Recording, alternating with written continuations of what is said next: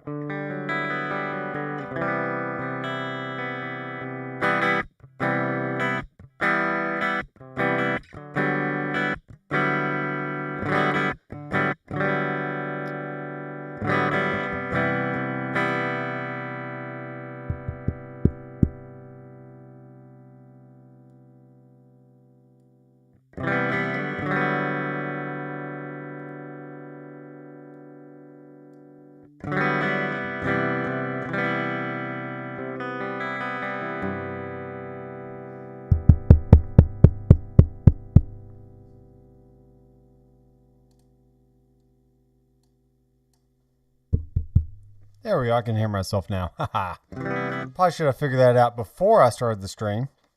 I was just so excited. And, yeah.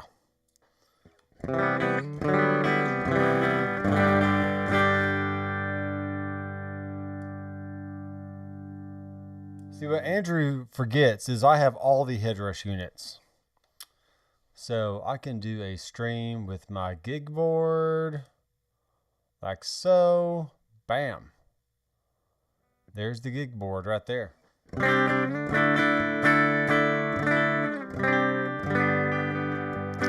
And Mike Steele's in the house. I saw that you messaged me on my website, and I just forgot to respond.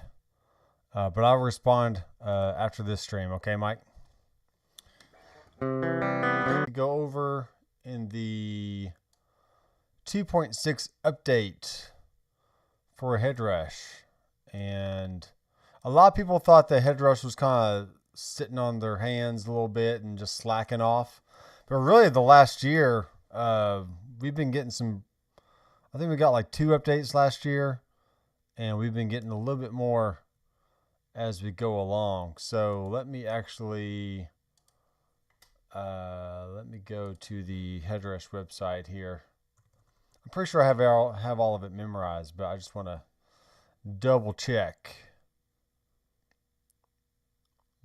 and make sure of what we're seeing. So I still have the TV screen mounted to the wall. I have a slightly different look to the room. I can turn on my green screen behind me, maybe. Whoa. Okay, actually, you can see it on the, looks like a brick wall back there, but it's not. It's just a big green screen. I can make myself disappear, though. Wow! That's kind of scary. We might not want to go that far. Let me log in here to the Headrush website. And I am in the beta group, so I get to see all the pre-release stuff. and try to keep my mouth shut as much as I can. And honestly, very quickly after the last update, they started doing beta for 2.6. So I suspect they're going to have either a 2.7 or with this new release coming up very soon, they may have a 3.0 or maybe. I don't know if they're going to jump to straight to 3.0 or just have... my internet is a little slow today. So let me know if I'm coming through okay. It's just not as snappy as it usually is. And I'm probably going to have to bump back up my speed. It's probably what's going to have to happen. I'm just going to have to shell out the money and pay for more speed. Or possibly get some kind of hardwire option over here in the bonus room of the garage, which is separate from the house. This is a totally separate building. Yeah, this thing is being pretty slow. So let's go ahead and start building some rigs. We'll go through all the new stuff here. And there's a new bass amp. And there is a... there's an acoustic preamp. So I'll grab my acoustic guitar and play that for you guys. And all that. So there's a Trace Elliott bass amp, which is really neat. Let's just go ahead and do a run-of-the-mill guitar amp here. So I'm talking into the Rode Pod mic. I recently sold my Shure SM7B. And I was like, you know what? For the money, I think this pod mic sounds really good. And I keep seeing more and more people using them for podcasts and their live streams or just regular video stuff. So if it's good enough for them, it's good enough for me. And it should be good enough for you. I have the Canon 90D in front of me. So we get this cool depth of field kind of stuff going on. And then I have the tried and true Canon M50, which is a smaller body, and it's a lot easier to fit over something like this. So it's not so heavy and kind of like I'm Bluey, heavy. We're going to go classic here. Let's go classic, and let's choose the Black Lux Vibe, which is a deluxe amp.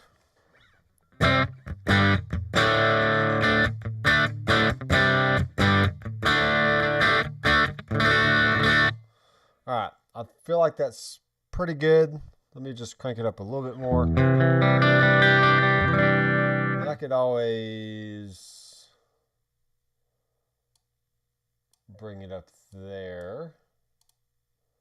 Make sure my Q is up.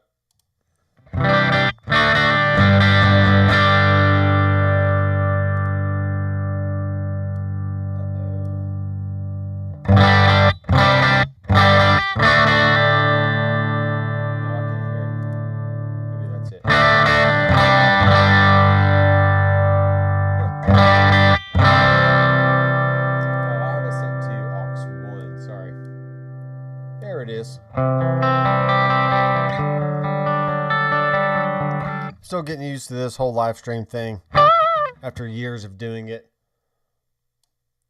But let me know how the guitar is sounding. The deluxe needs to come down in volume just a little bit. So if I have a deluxe on 5 in the real world, that's going to be pretty loud. So if you want a little bit cleaner, we're going to bring it down to like the 2 to 3-ish area, which is 10% is 1, 20% is 2, 30% is 3, and so on.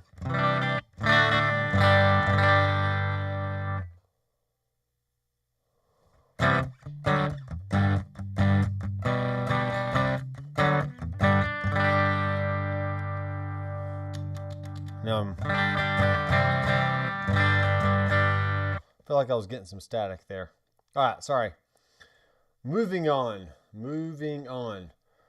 First of all, let's put in a regular reverb, and then we're going to put in the new party verb, and let's play around with that one. So we're going to keep the time pretty low on this.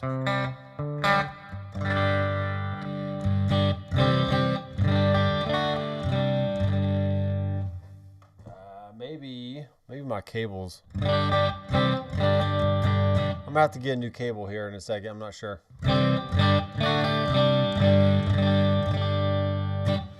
All right. So one of the new things here, let me just go to my email, because I had the Headrush thing in my email, and I put it under Headrush. I have a folder in my Gmail account for pretty much like every category of things that I get. So we got 4 new effects. We got the blues driver, which is classic. It just sounds really good. The dim chorus, the acoustic pre, which somebody asked me earlier if it actually had like IRs, and it doesn't. It's just a preamp. And then we have party verb. So let's go ahead and load in the party verb, and we'll load in all the other stuff too, and just kind of have this one rig to play with. So distortion, scroll down to the bottom, and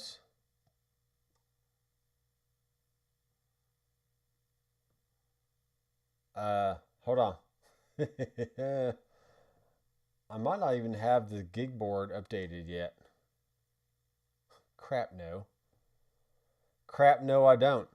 So let's do this. Let's see if we can update it live. How about that?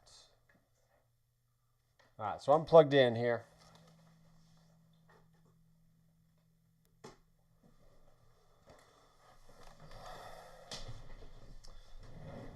Now, the last time I updated something live, it took like an hour and a half, and that was the Quad Cortex, and that's because the internet is just a little bit slower up here. So what you have to do is go ... So if you're at home and you want to follow along, then feel free to go right ahead. But global settings, and we're going to hit firmware update. We're going to save rig.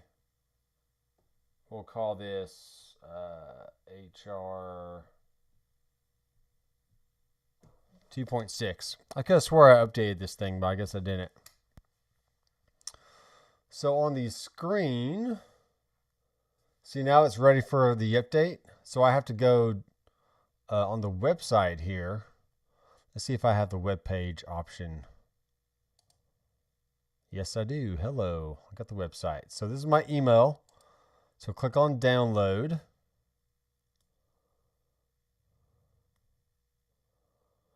Robert says it doesn't take about a minute to download. Yeah, that's right. It's not very long.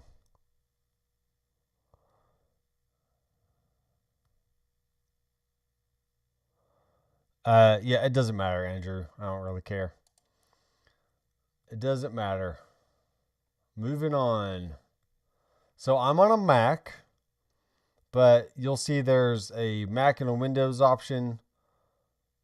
The README file you can download. There's a Windows driver if you're on Windows. So Mac is pretty much plug and play, but if you're on Windows, you're going to need the Windows driver. And it's fine doing this in real time. It's not that bad. So it's downloading. And like I said, my internet is a little slow right now. But we'll have that. We'll let that download. So let's go ahead and talk shop here for a bit. Tracy Guns has been hinting and dropping little clues over the internet the last week or so. And today he showed a screenshot that was shared by my friend Greg Barth of Sonic DNA that is basically an updated screen. We do have a CPU. We have a CPU meter now, which is very similar to the Fractal that I have right over here, or the Helix or any other thing, because you have to know how much juice your rig is using up in order for you to keep adding more things or whatever it is. So it sounds like you might be a little bit limited, maybe. I mean, limited is a loose term for sure, very loose. But the next little item across from the CPU is a Bluetooth and a Wi-Fi icon. So that's going to give you some hints possibly of what you can do with a new Headrush pedal board. And there's some other new, especially the same old like save, stuff like that on the right side of the screen. But the coolest thing that people have been asking for a while is to not have the regular orange block, or not orange, but like the regular blocks, but they want pictures of the real pedals that they're using. And lo and behold, this picture had it. And I don't think it'd just be an April Fool's thing, because it's not April yet. It's not even the month of March is not even over. So that's kind of cool. There's some things coming down the pike. And I think from previous conversations with certain people, there may be the ability to even have more blocks than 11, possibly 14 or 15 blocks. Maybe. But I didn't see any indication of that from the picture that I saw today of what Tracy Guns shared. Either intentionally or not, it was shared, and people have been spreading it around the internet. I think it's in one of the Headrush Facebook groups, so I'm not too worried about it. Robert Atkins says, I have yet to mess with these effects, but there is already a couple of demos on YouTube and they sound good. I think one of the biggest deals with the update is the double IR in one block. Yes, that is very true. Previously, you could hit a 2X on the amp or a cab and have it have two heads or two cabs. And now, I'm going to show you here when I update this. Now you have the ability to hit 2 times or 2X on an IR block. So you can load 2 different IRs onto your into your patch without having to use 2 separate blocks. You can use the same block, hit 2X, it doubles it, and now you can have all that going at once. So pretty cool stuff. We'll go back. I'm really liking this setup. I have a loom. I don't know if you can see this or not. Probably not. This is a loom light. I see these advertisements all the time. You can kind of see it there. It's a loom light, just a little circle thing. But it can go like all kinds of different directions and whatnot. So it really shines on my face really well. So you can actually see what I look like for once without all the shadows and weird stuff. This is almost done downloading. Yeah, I really gotta bump up my internet for sure. If I do it now, I feel like the internet will restart somehow. So I don't want to do it right now, but definitely for next time, I'll make sure I have a slightly faster internet. And I'll just have to pay a little bit more. That's the cost of doing business, folks, is paying for internet. It says I'm online. Let me know what else y'all have seen.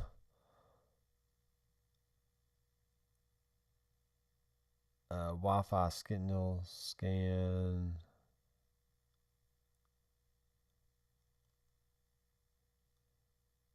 Says your internet looks good.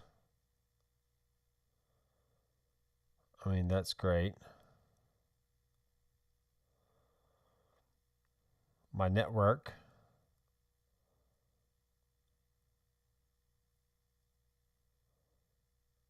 Connected devices, 14. That ain't right. It says my internet speed is 659 megabytes per second, which I feel like is pretty fast. I feel like that's pretty fast. There's a Google device. There's a Portal. There's a McFarland. There's a Nathan. Hisense Roku. Yeah. Anyway. All right, we are downloaded here. So let's go back to our web. That only took a few minutes.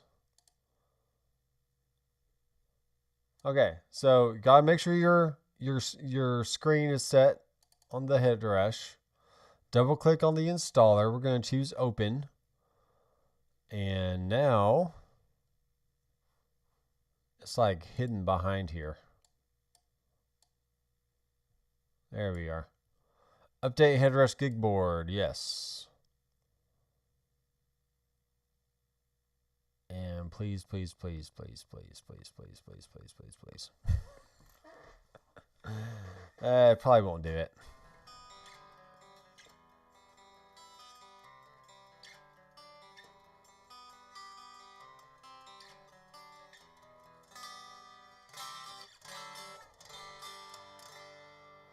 I feel like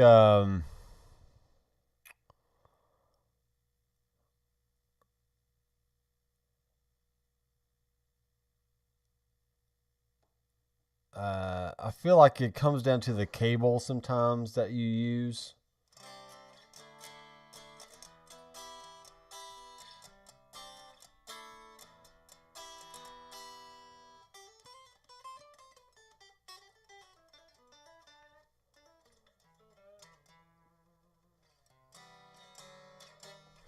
I'm going to try this. This is probably not advisory, but I'm going to do it anyway. I'm going to take the cable out of my fader port here. And yes, I'm going to do something. Do something you probably shouldn't do, but I don't care.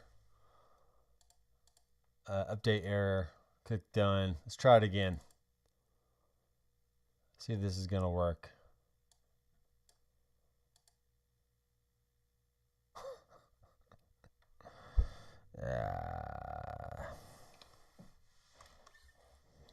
All right, let's try this.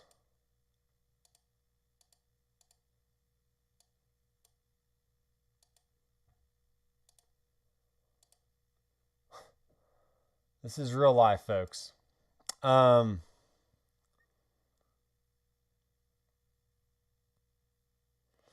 That's a good question.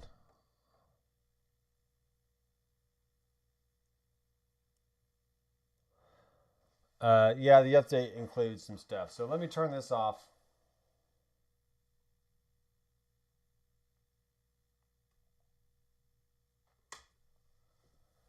And we'll turn it back on.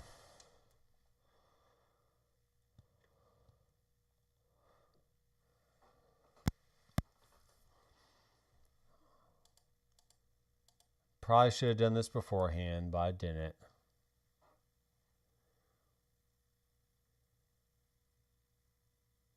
So we're loading. We're going to go ... global settings, ... firmware update.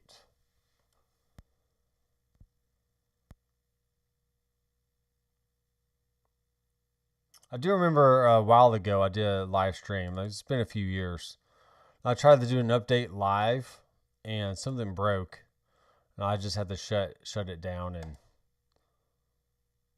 start it over. See, this should be like really fast right now. Crap.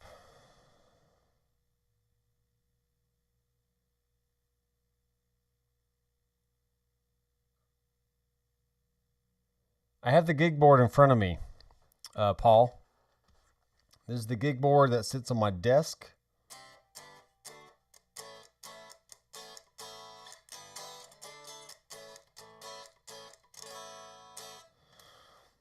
It just, the Apollo X4 sits to my right. The Headrush gig board sits on my left.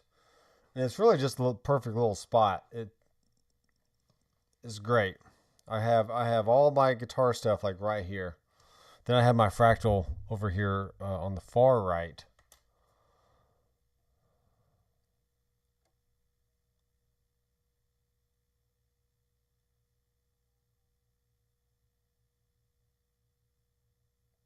Let's see what this says. Paul, I do not have. Yeah, you need to download the pedal board update if that's what you have. That's not what I have. See, this is the gig board. This is the gig board. See, it says Headrush gig board 2.6 firmware update. That's the one I downloaded right there. Yeah, it's just not moving at all. No idea why. Alright, cables, cables, cables.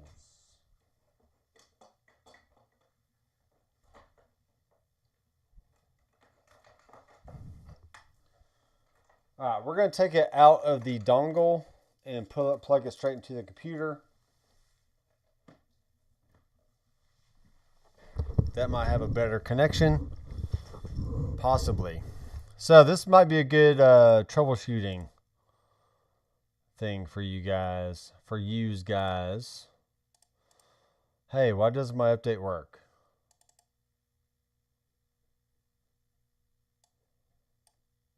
Come on. I'm going to kick something.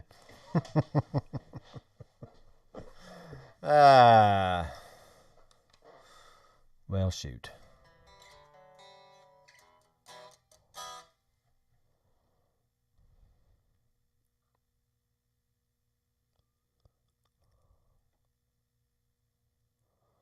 Yeah, it's not moving at all. It's just not doing anything. Hey, Headrush, if you're watching, I'm sorry for being a doofus on national TV.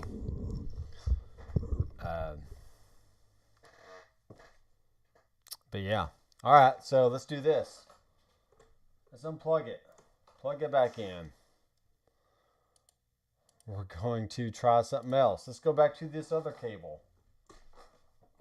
And it was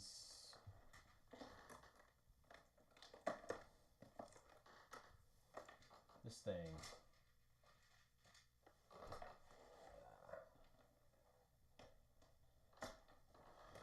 And let's plug it straight into the computer.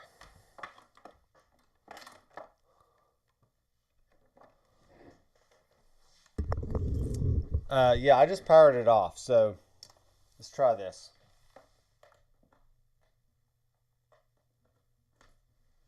Straight into the computer.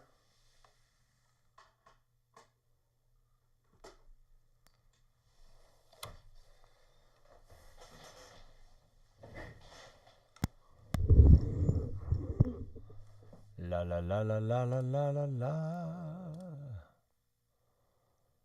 Hopefully my M50 is still intact here. Yeah, it is. All right, cross your fingers. Global settings, ... firmware update. Okay. Wait till it comes up on the screen. See, if I have this kind of trouble, then surely somebody else will. Surely.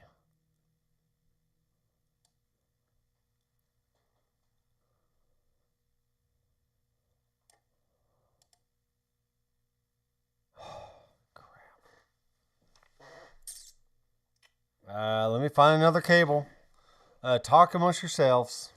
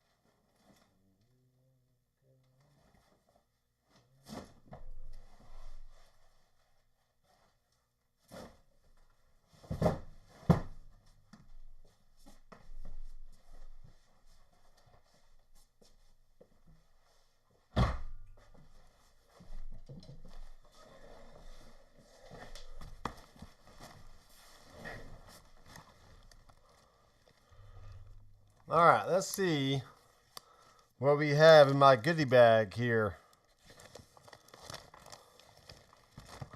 All kinds of fun cables. Hey, here's an iPhone charger. Cool. I'll keep that out.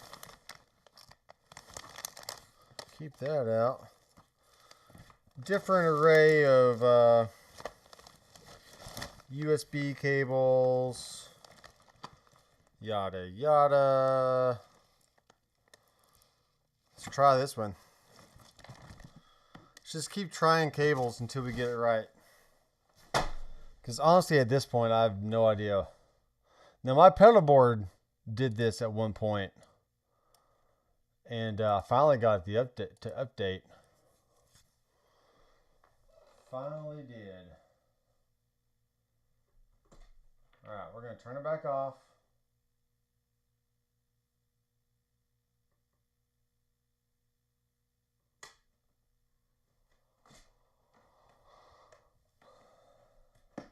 So unplug that one.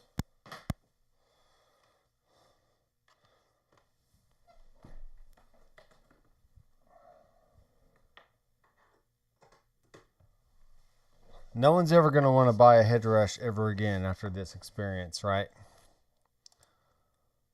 It's like, man, that Headrush sucks. Oh, I hate it. Firmware update. Okay. Let's get rid of this one. And let's double click on the zip file again. And open that up fresh. Yes. Yes, I want to download it. Let me click on. There we are.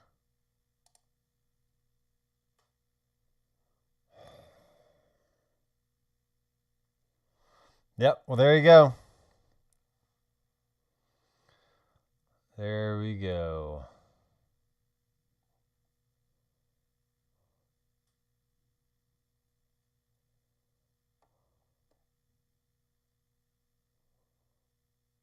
Titanic soundtrack on 8-track. What?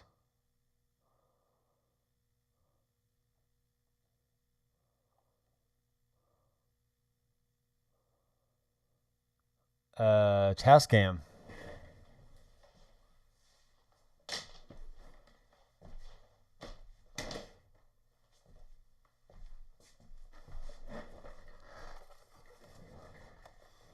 This thing, the Tascam Porta 2 Studio. I've had this since about 1998 or 9, somewhere in there. Very long time. It still works. I can record right onto that thing. I got some tapes downstairs.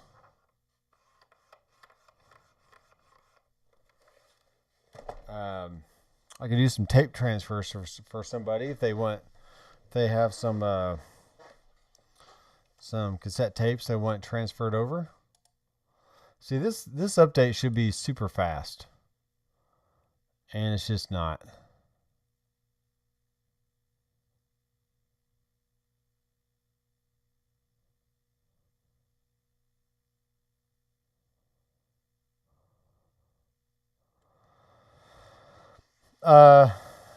Yeah, John, I haven't had issues like this with my laptop.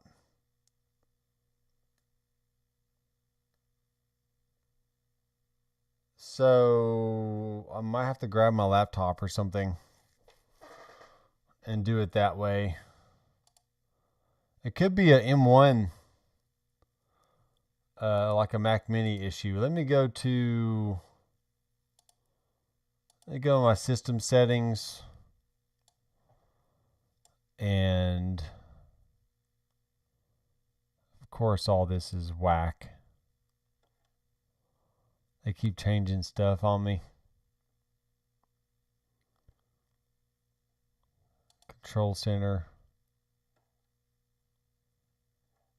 No, it's not anything. It's really security and privacy. Da da da da da da da.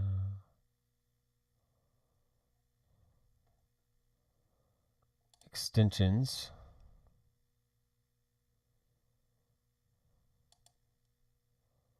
Profiles. Nothing on there. See, on Monterey, they used to have something where you could tell it to access.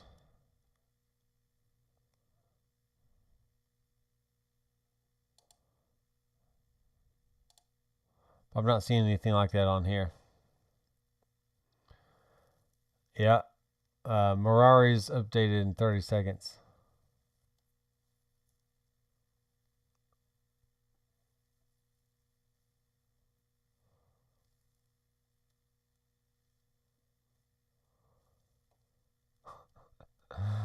Wow. We actually have 14 people watching this fiasco, which is hilarious. It's hilarious.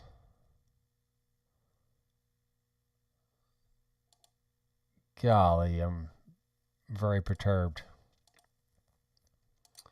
I want you to work.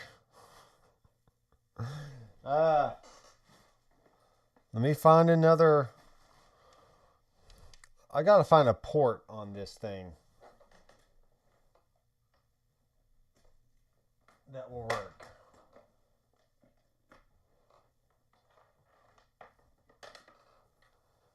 So I've already used this cable. I feel like one of the cables actually says Headrush on it or something. But maybe not. I'm about to go through all my cables here. Not that one. Not that one. Definitely not that one. These are extender cables, which is neat.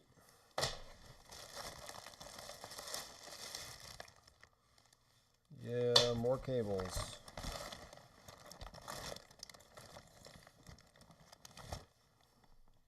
Hey. HDMI cable.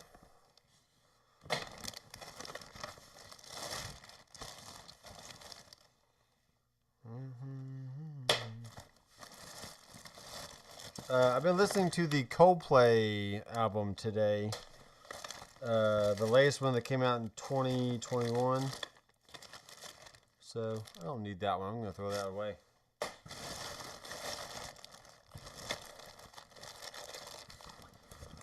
Let's try this white cable here. This might work, right? What's this thing? That's another really long iPhone cable. Alright, when in doubt, go with the white cable. Maybe. See, there's an error updating. Try again. You just click it again.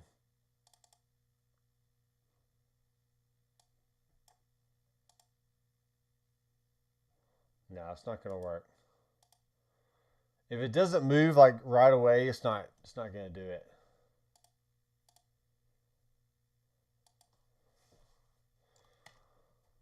So we'll force quit the updater. Da da da da da da da. All right, white cable. Here we come.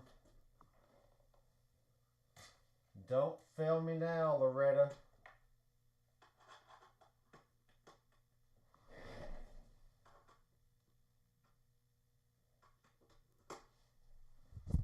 Now, some people, I think they have USB issues because they jiggle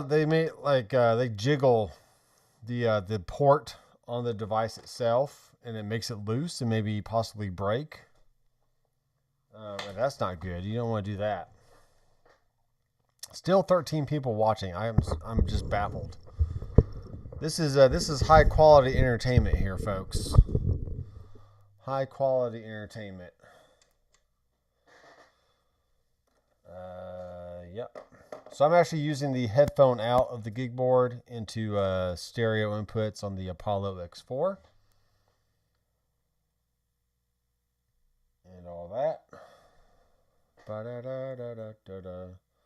Yeah, the new Coldplay album that came out 2021 is really good. It doesn't have tons of songs, but there's like 4 like really good songs, and then the other ones are just kind of like filler, like ambient, ethereal type, moody type stuff. Okay, we got that on. Got that on. Come on, just do it. Just doesn't want to do it. I'm going to unplug it. I'm going to bring it into this port.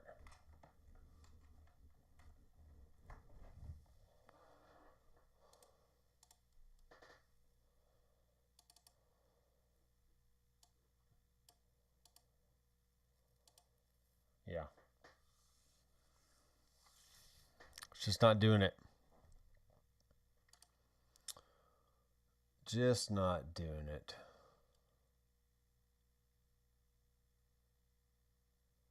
It's not that tangled, but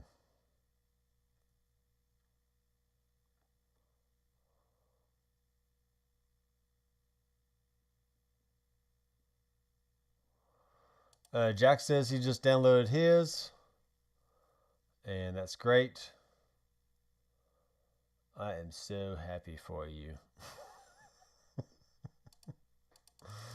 I am so happy for you. I really am. I really am. My camera got off here. See, that's where we're at right now.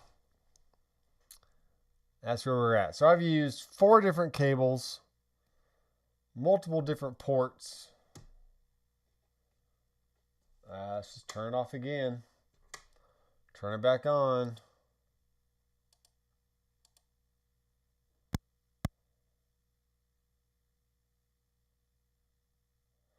Now I'm coming. I don't know if this should matter or not, but I'm coming from the beta. So maybe that's the issue.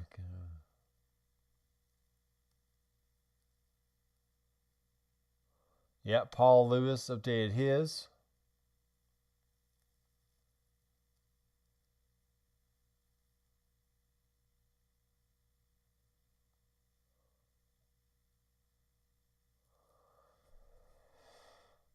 All right, so I turn it back on. What other port have I not used? Let's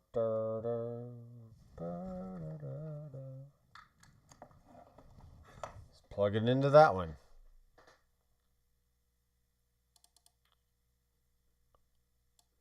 So long. Oh, I actually have to connect it.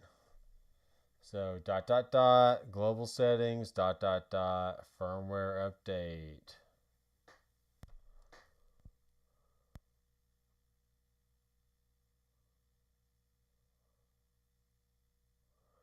Yeah, I really should have tried this beforehand. If I was like, hey, what the heck? I thought it was already updated, but it's just not.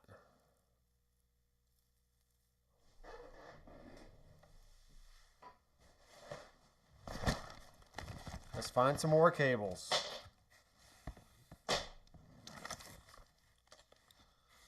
What is in here? LED strip parts. Oh, good.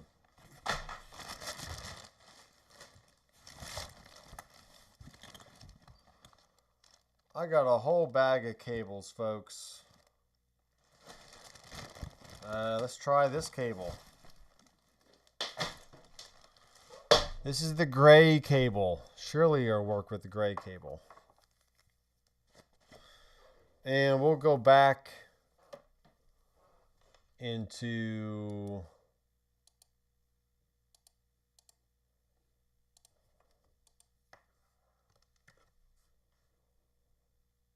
force quit. Yes. Make sure you pull it straight out so you don't wiggle the connection loose.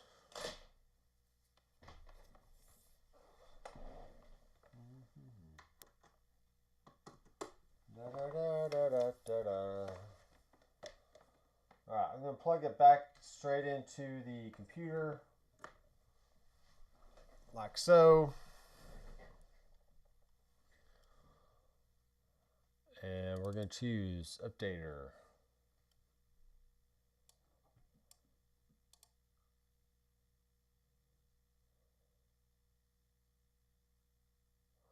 I've tried connecting it directly 2 times and with a few different cables.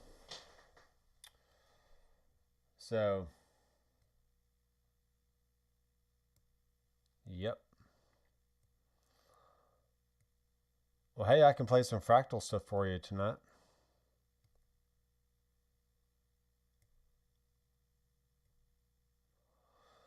Yeah, I might try that. So let me re-download the file here. This is going to take a little bit for it to do it.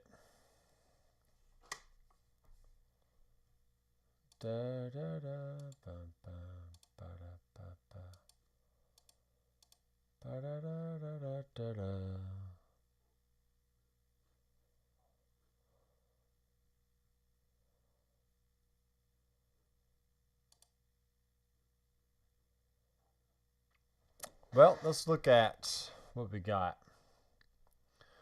Plus load 2 IRs in 1 block. So it's not the exact same block, but you do have to hit the 2x thing.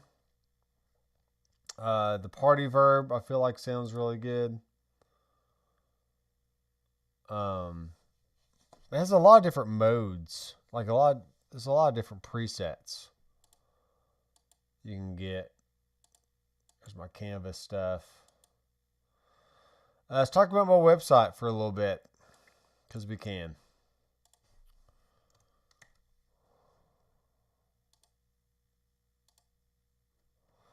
So the website has some Headrush stuff that you can check out.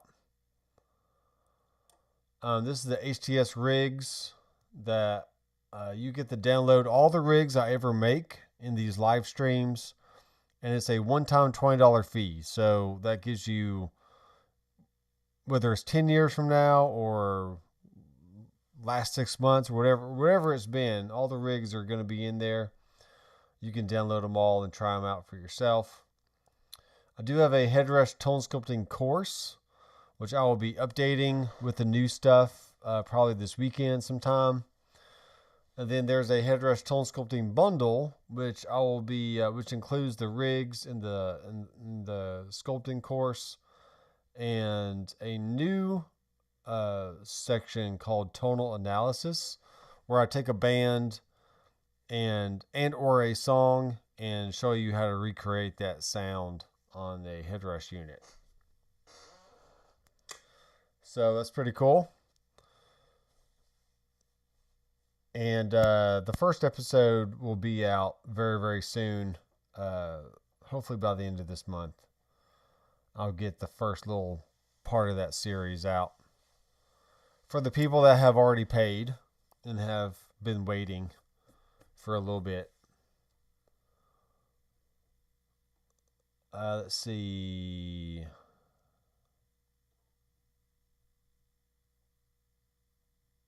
The bass amp is a Trace Elliott Elf. So it's like a little bitty head. It's very lightweight, very powerful, very loud.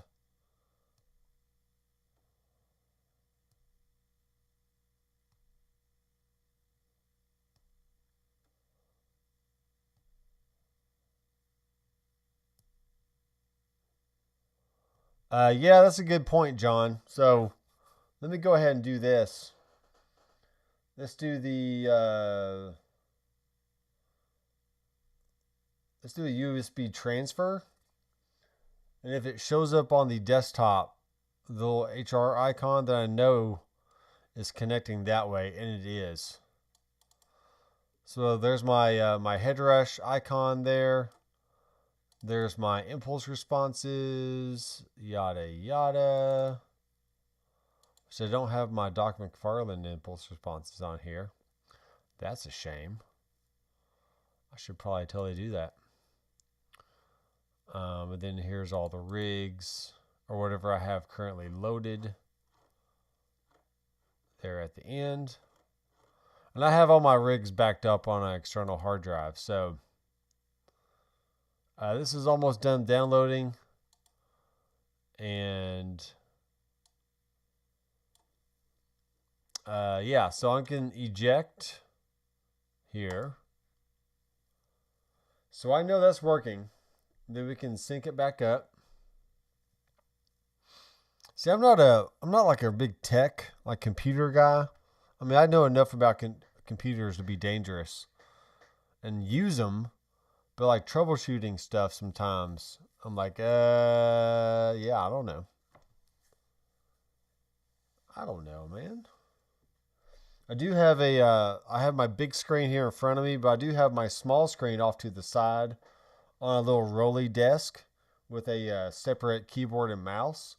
So if I need to roll it over to the drum kit or whatever, then I can. I'll just have a secondary view over here, which is cool. And you see that a lot in studios. Like you'll have your main desk, like your big console, and then they'll be sitting off to the side, either editing or doing stuff. Excuse me. I had chili tonight. How about you guys? What did y'all have for dinner? 24 people watching. And they're like, what the crap is this guy doing? He's trying to get his stuff downloaded. That's what he's trying to do. All right. Here we go, folks.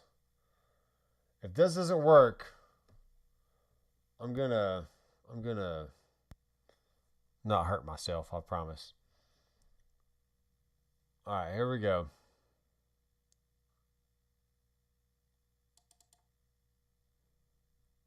Yes. Yes.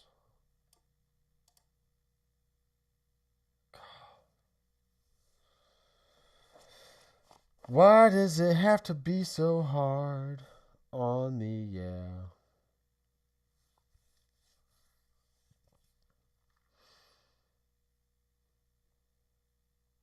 Ooh, Paul Lewis had steak.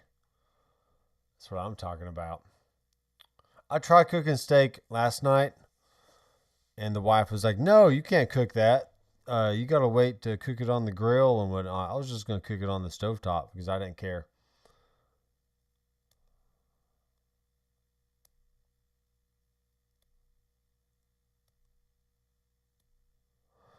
See, I don't think it matters how many stuff is running right now.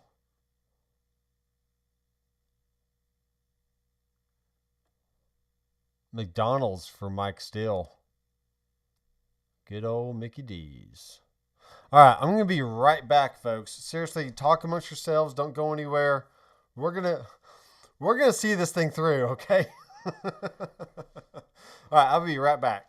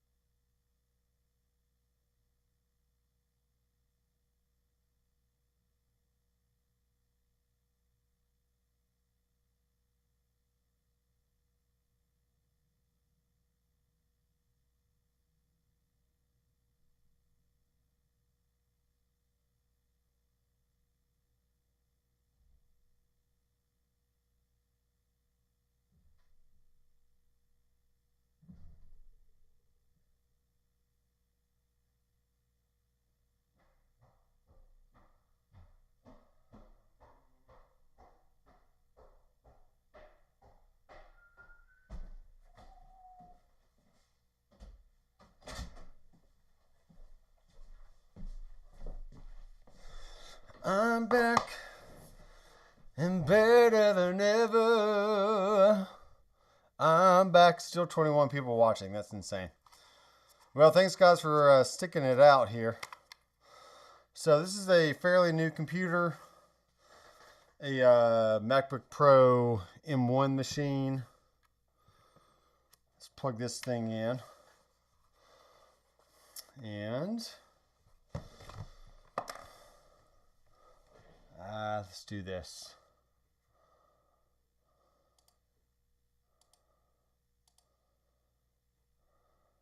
Yeah, we're just going to unplug it.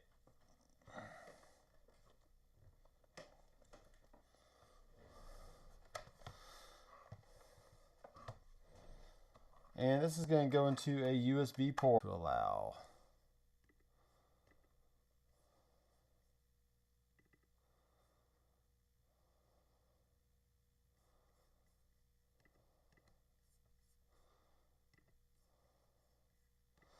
Open.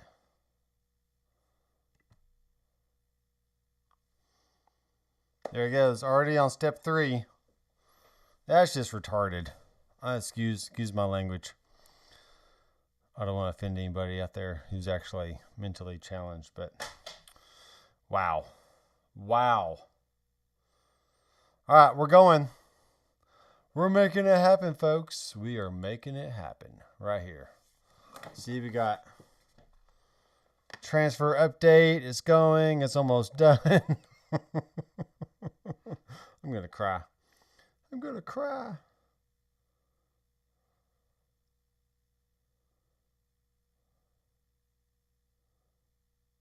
And it's going to finish off whatever process is doing. And it says it's done. So now the Headrush is restarting. How about them crackers? Saltines. Saltine crackers. All right, now we are back in business, folks.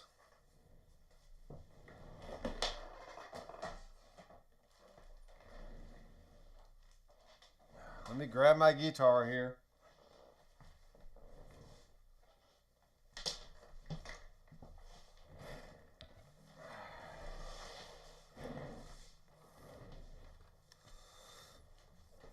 Okay, drum roll, please. For all you kind people that stuck through all the weird stuff. So, reverb, party verb.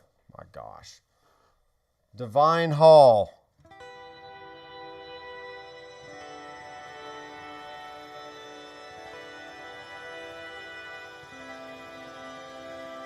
Yeah. John Lance is like, come on, man. You're supposed to be a doctor. You're supposed to know this stuff.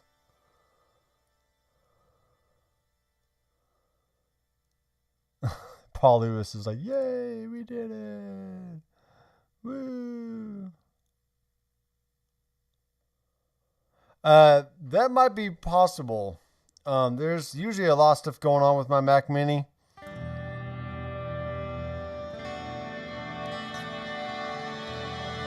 So just a new computer was all it needed. That only took an hour. My gosh. It was the Quad Cortex fiasco all over again. All over again. Alright, let's check out some presets here. So this is the it's the party verb.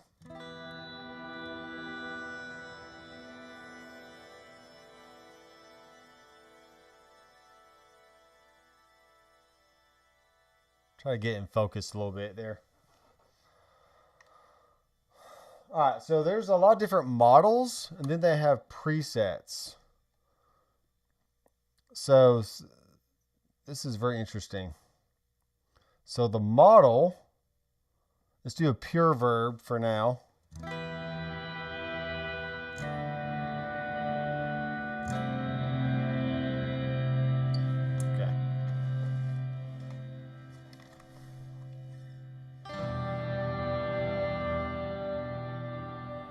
I always want to have tails on.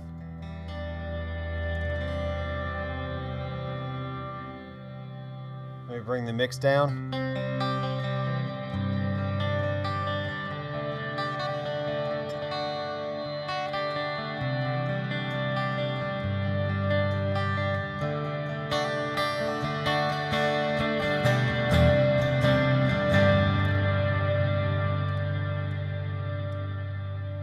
We did it. It's a miracle. It's a Christmas miracle.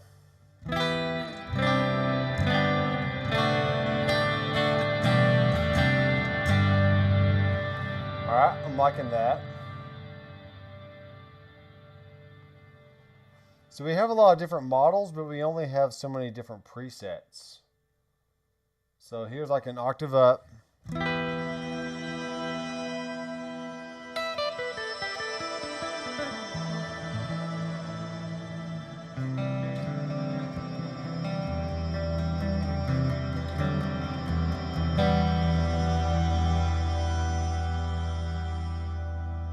So the damp is going to cut down the high end.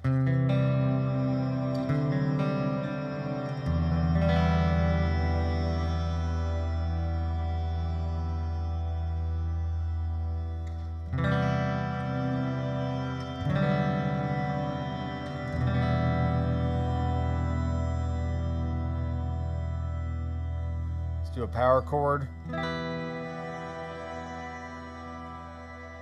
So that's going to give you a root and a fifth on top of whatever you play. So I can hear that.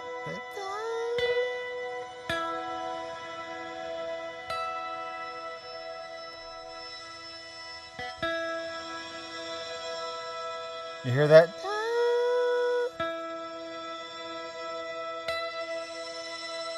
So you hit the one note and it makes you a power chord on top of it.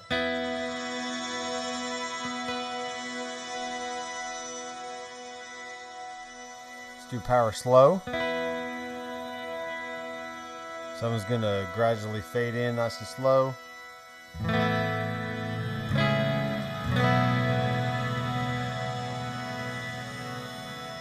This is a warp engine, which warps for sure.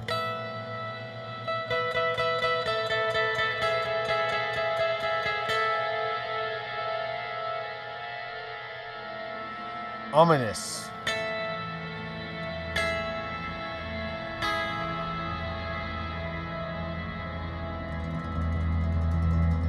So it's really going to be more about like a dreamscape type stuff with this.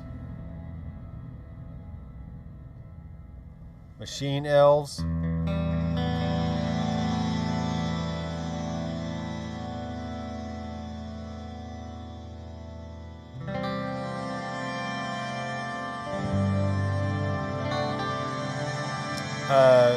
Jack Lee is asking for a software editor, and it's been asked for many years.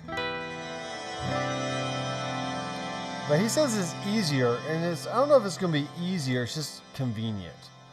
Because you can have the board on the floor by your foot, and then you can adjust things on the screen, and then switch presets with your feet, instead of having to bend over. And so, I mean, I get it. I get why you want one, but like my gig board here is perfectly on the desk, and the screen is right there. So I've never felt like I needed an editor because I just do everything from the screen on the desk. So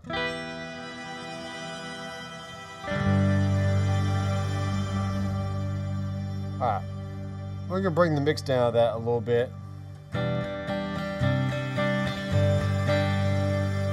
That sounds cool. Let's bring in the B2 drive. We'll do a default.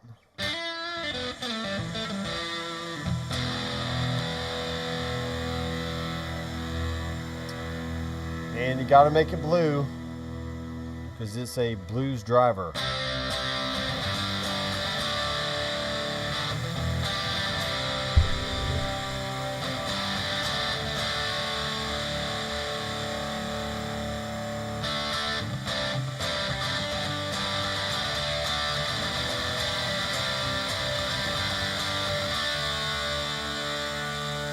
Let's zoom in on the screen a little bit here.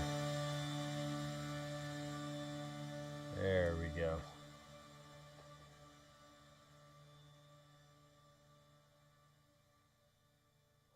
Focus.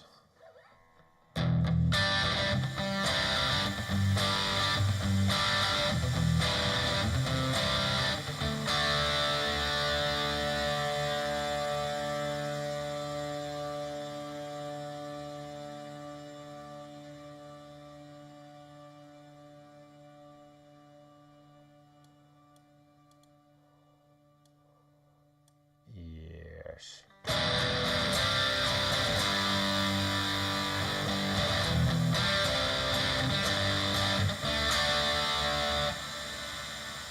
Let's turn off the party verb here.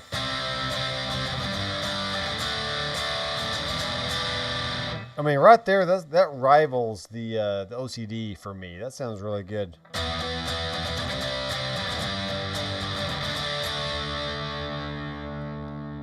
But let's bring the gain down a good amount.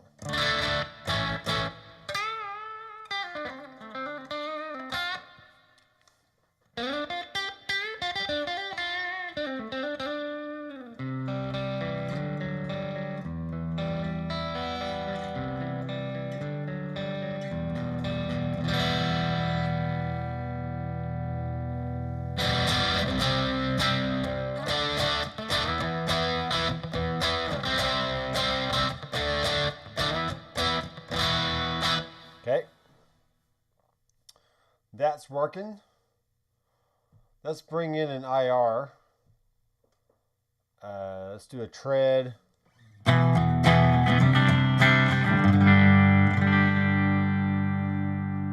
it's a little bit louder. But you can see we have a new IR icon.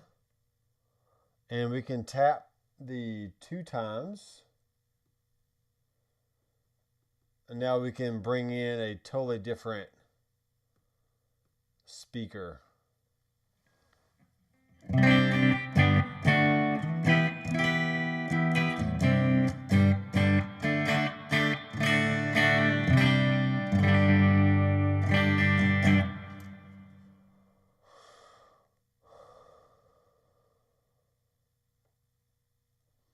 Oh geez. Let's go to Facebook real fast.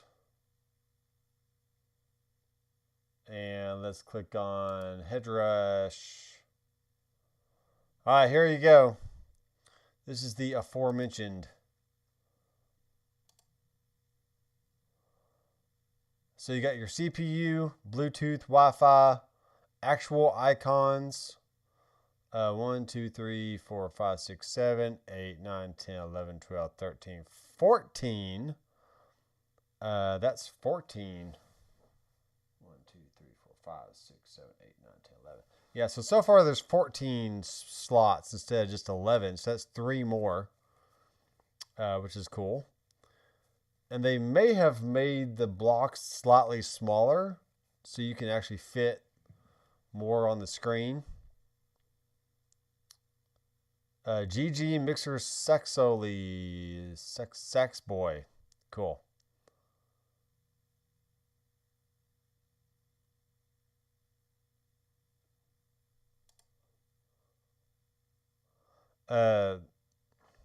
Jeff is in the house.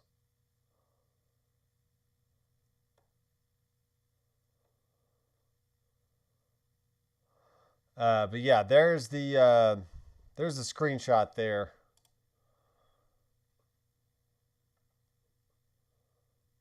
And it's got a neat little background.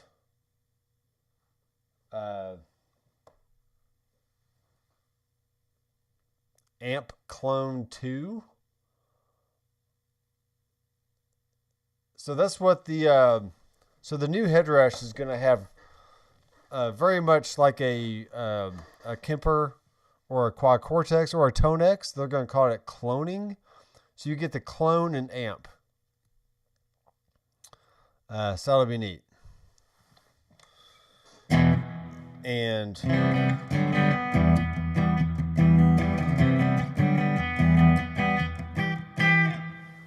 output, change the rig width.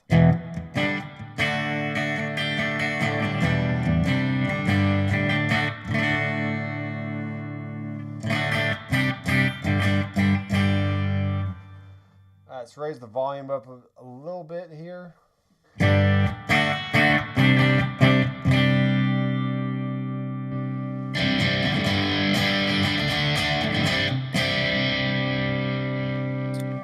To me, it sounds like the blues driver is a little mid-scooped. But it could just be the amp. So let's take out the amp and put in a Marshall something, like a J45.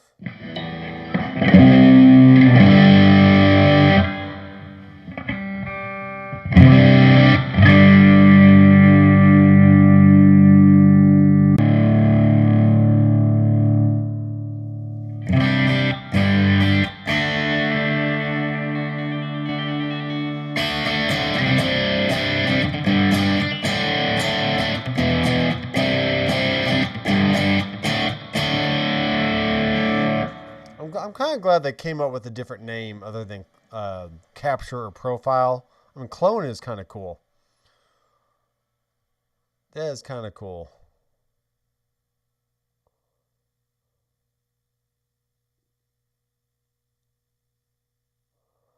Yeah, I mean, the update just dropped today. And I was not aware that it was going to be dropping today. Because there wasn't any really mention on it on the about it on the beta group on the Headrush webpage.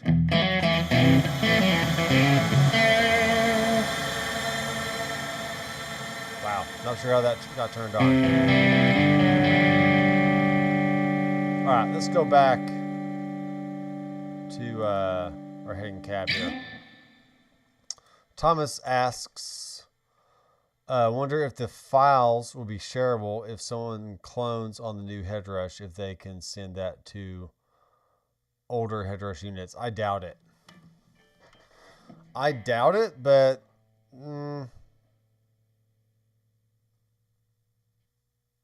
maybe possible.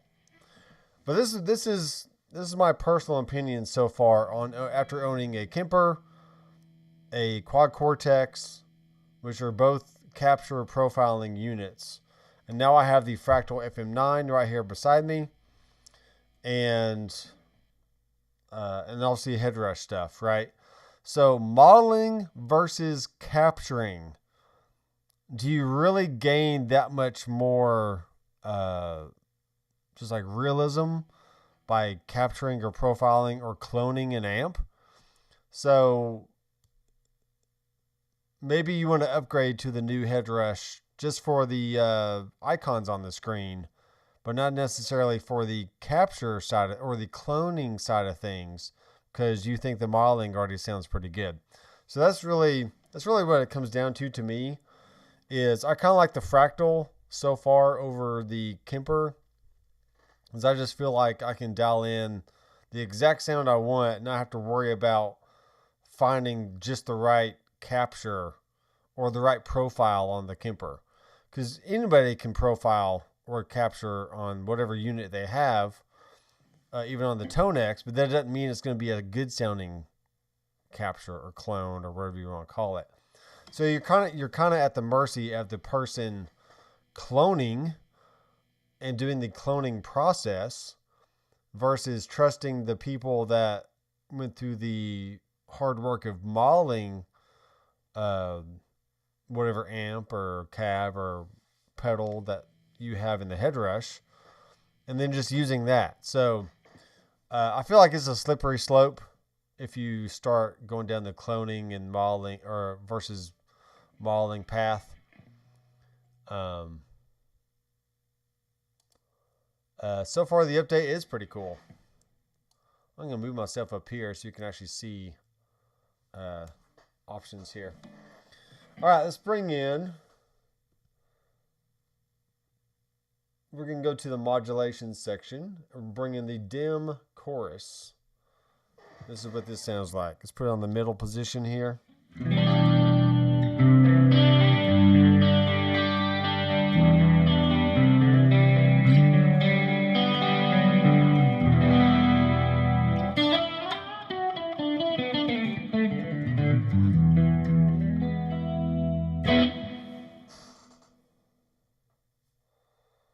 I am liking that.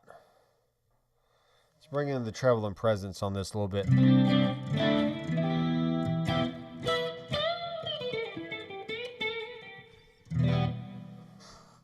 And see what other options we have here. We got mode 1.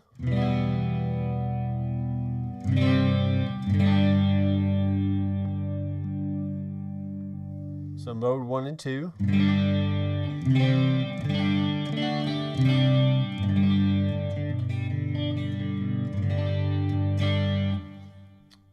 Mode 1 and 3. Let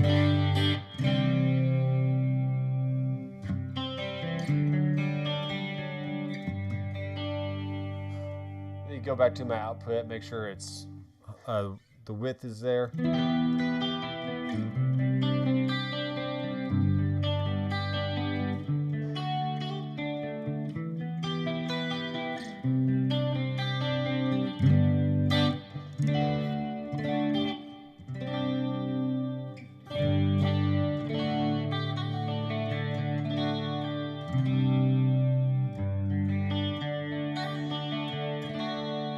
Cool.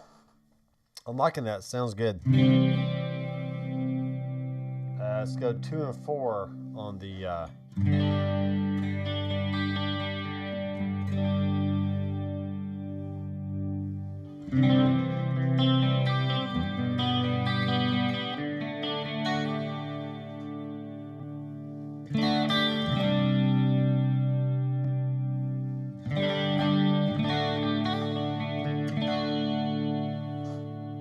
kick in the blues driver.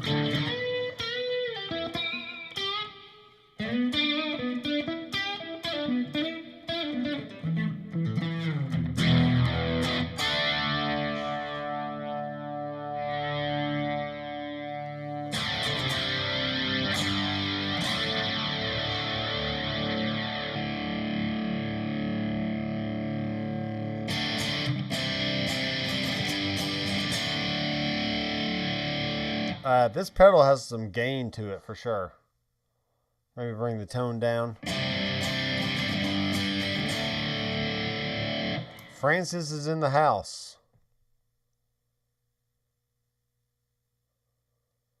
What do the modes do? Modes of the chorus? Well, there's models. So there's a rack model and there's a stomp model.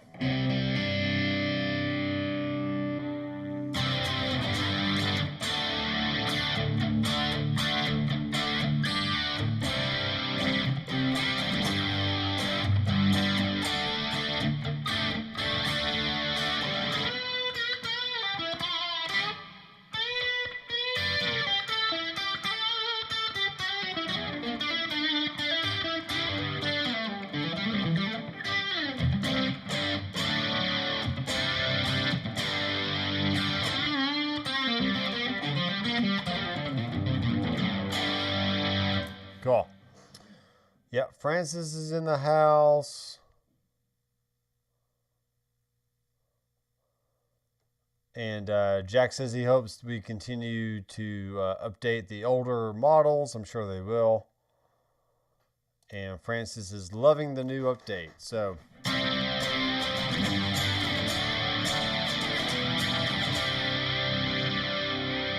that sounds really good.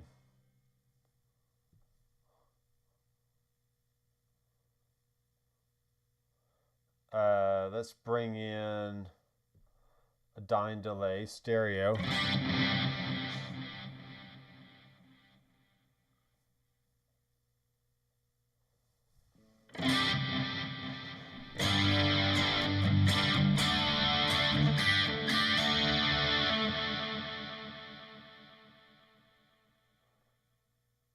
put the chorus before the IRs, how does it sound? I've never really found that it sounds all that different.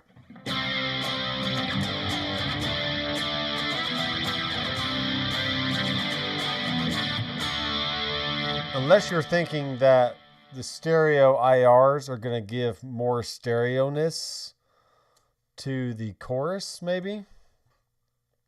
It's very possible. Now we only have 11 people watching. I start actually playing and everyone drops off, so let's see how it is. That probably tells you something about my playing abilities, right? I'm boring.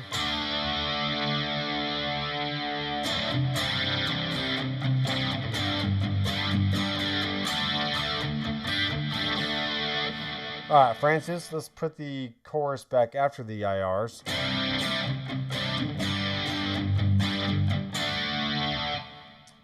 I don't really hear a change.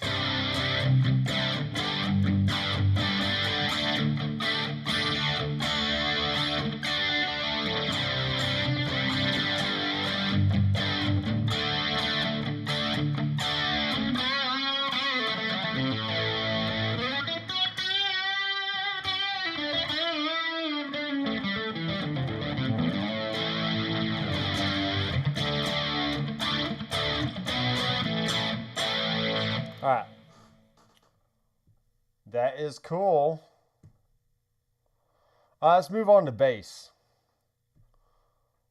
Let's do HR 2.6 bass, and then we'll grab the acoustic and we'll test out the acoustic stuff.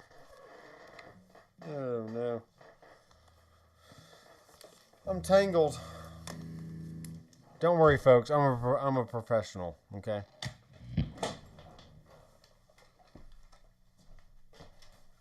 I'm a professional.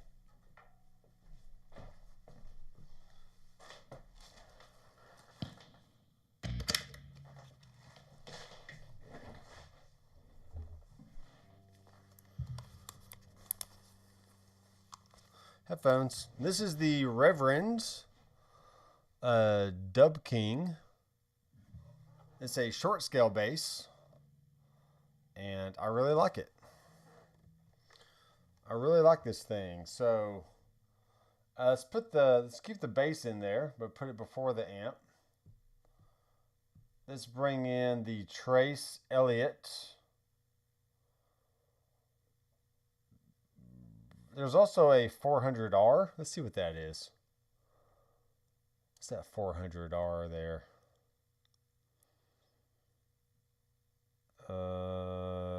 Maybe that was already released. That was probably in the 2.5 update. So we'll go to the Trace here. Maybe.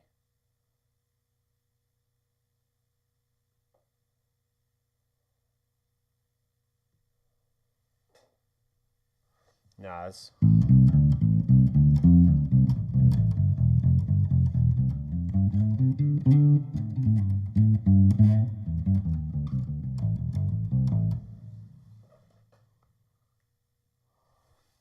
Yeah.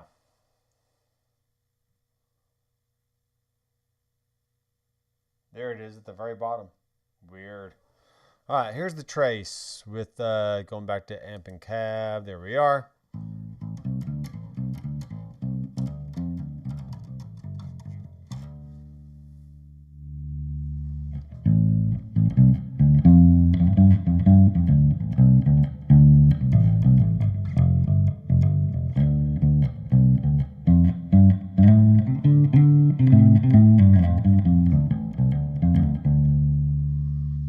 Let's check the comments here. The Blues Driver. Wow. Yes, it can go from very low gain to very high gain very fast.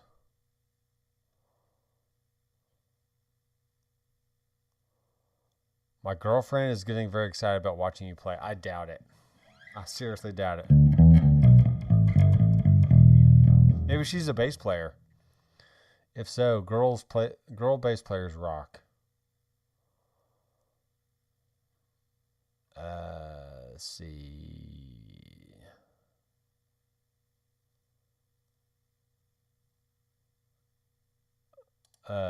Jeff is going to be back here shortly. He's going to catch the acoustic preamp. So yeah.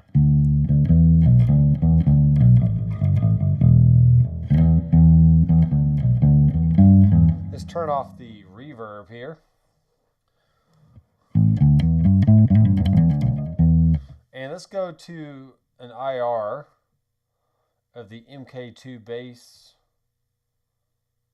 And let's change.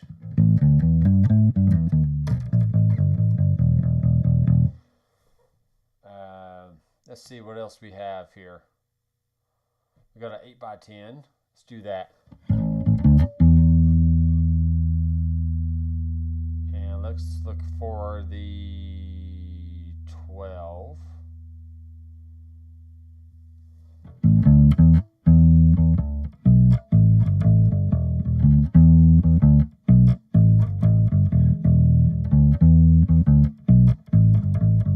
Now, all you bass players are probably going to not like me after I say this, but to me, bass amps are just bass amps. You know, I think more of the tone is in the actual bass itself. I've never really came across a bass amp in a Mahler that just like blew me away. You know, they all sound like a bass. You know.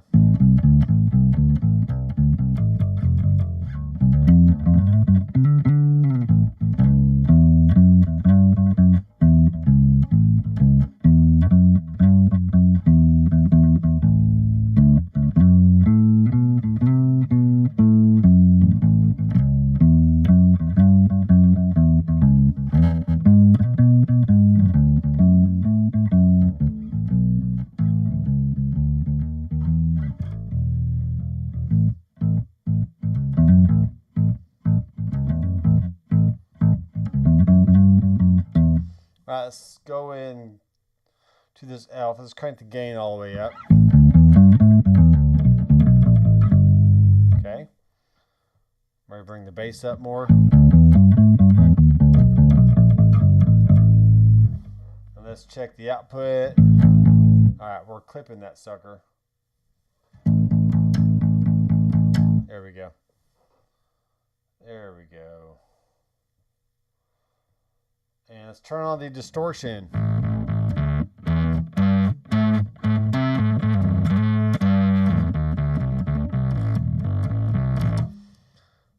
Dennis says it sounds good. Thank you, Dennis. I would have to agree. Orlando says, just updated my trusty pedal board to the 2.6. Looking forward to the update with a pic that Tracy Guns posted with the screen and the pedals is playing like they are finally coming. Yeah. See, that's one of those just, it doesn't make it sound better. It's just more fun, I guess, to use, possibly. Because so far, Quad Cortex, just regular old blocks. Helix have regular old blocks. The Kemper has no blocks. Fractal has little blocks. Nothing actually looks like the real pedal, other than what's coming on the Headrush very soon. So that's, if you're into that, then I'm happy for you, and I'm excited for you as well. So now a dim chorus on a bass, it can kind of get you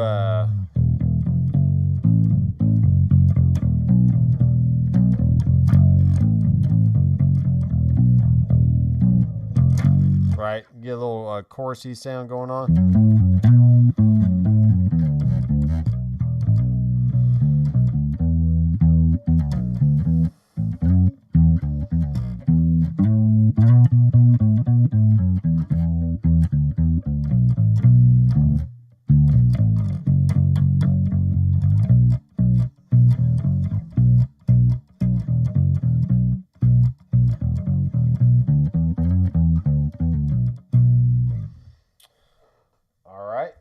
Going to transform the way I produce here in the studio.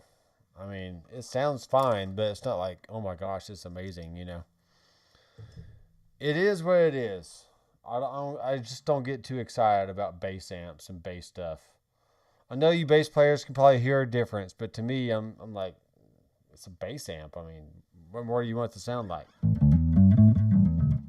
mean, it's just nice and clean. There's not a lot of stuff going on with it. That's my thing. No offense.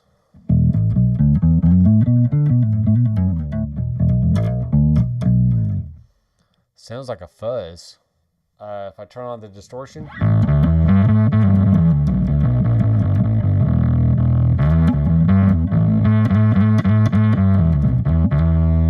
Yeah, it does sound a little fuzzy, doesn't it?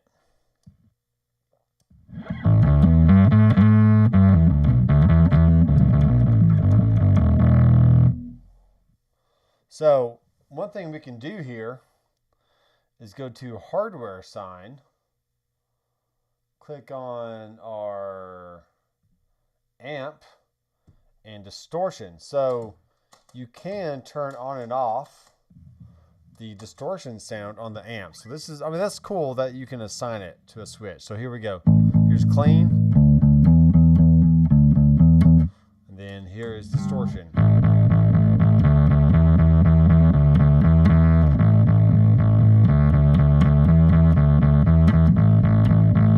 Now you can't adjust the amount of distortion unless that's like the gain somehow, maybe.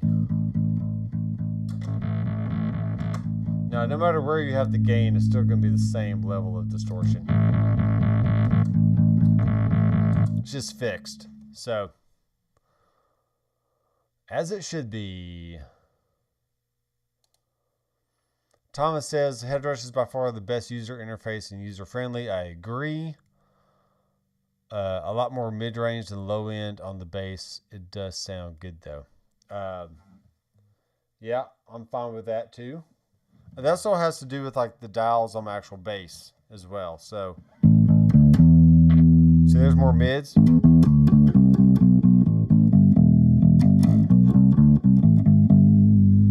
Let's turn the mids down on the amp. Turn up the bass here.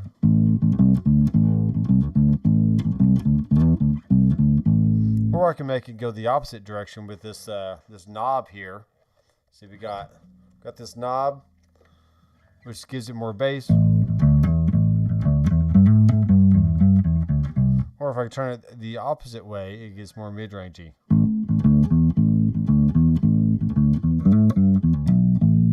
See, I feel like the bass has more to do with your actual tone than the amp does. That's why I just don't get very excited about, you know, I don't get excited.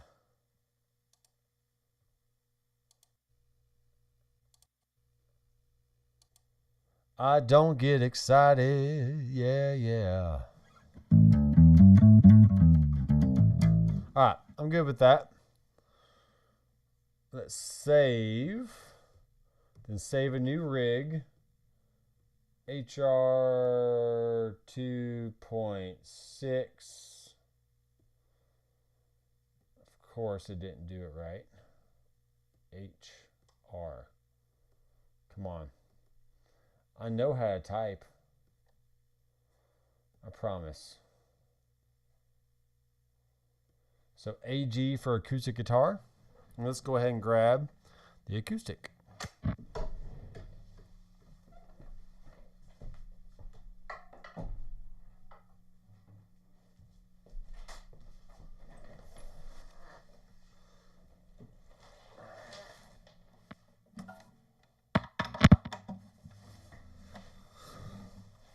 All right, now at this point, I'm going to, let me just explain what I'm going to do, and then I'm going to mute the microphone so you don't have to hear the guitar.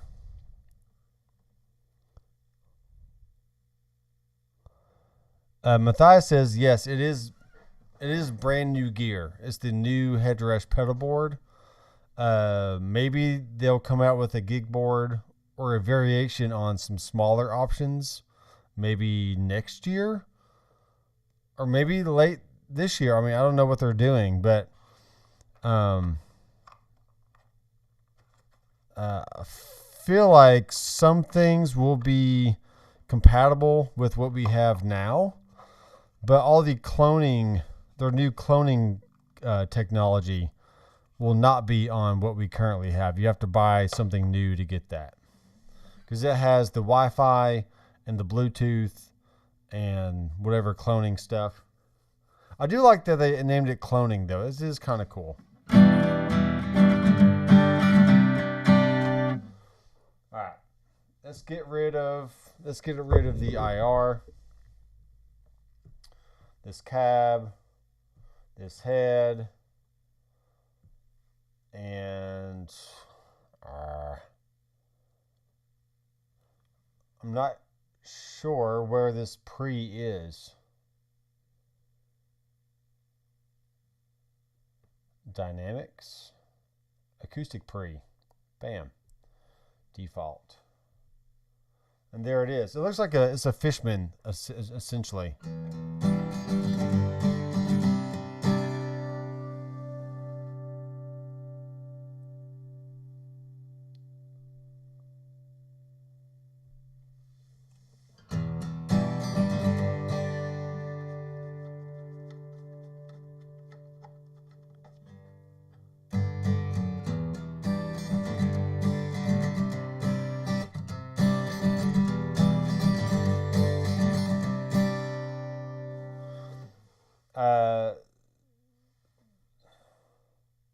So far it's just bass, middle, treble,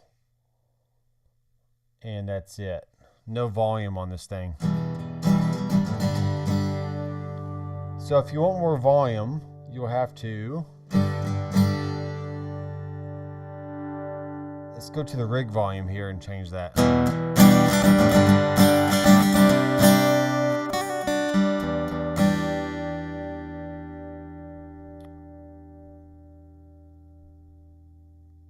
Just make it flat.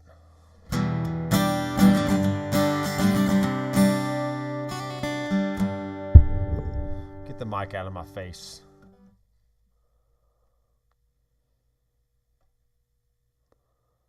Robert says, yeah, it is the new Headrush, so.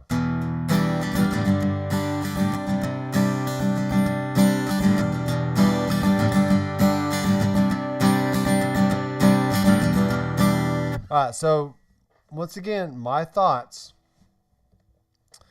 is I do not expect a digital modeler to give me the sound, to change the sound of my acoustic of how it already sounds.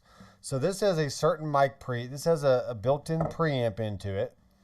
It's got a tone and a volume. And this is the Eastman AC122. And, you know, you plug it in and it just sounds like it does. You can't really alter it that much. Now, if you plug it in and you feel like there's too much mid-range, well, that's use the acoustic pre and let's bring down the mids.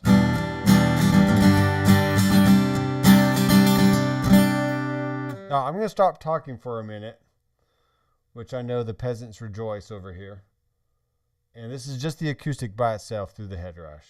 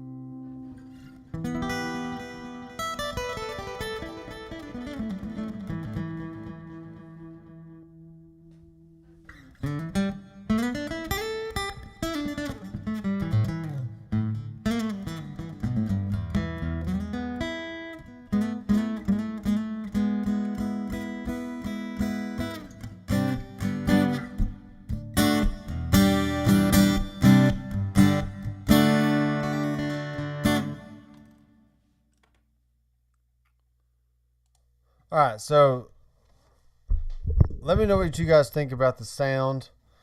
I basically cut out some mid-range on my acoustic, and I feel like it sounded a little bit better. Nothing too drastic.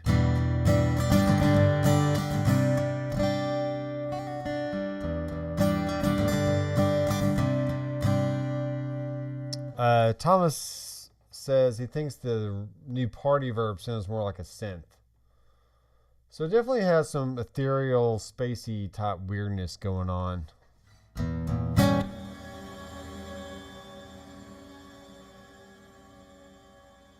I think it's trying to be a shimmer, but it's too shimmery. Like there's not enough reverb going on with it, I think.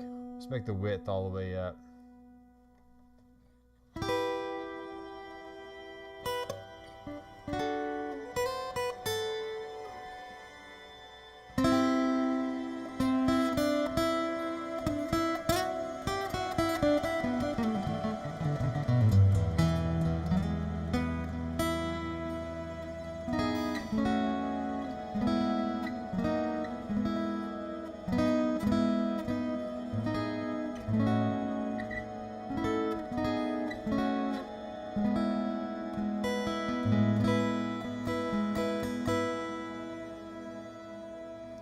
I mean, it's kind of neat. I think if you bring down the mix and had a secondary reverb be more of like the main sound, something like this.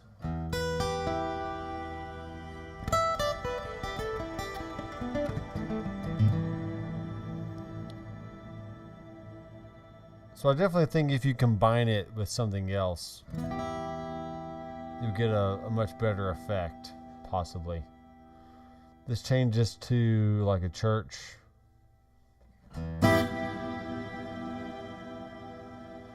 Dampens it a little bit.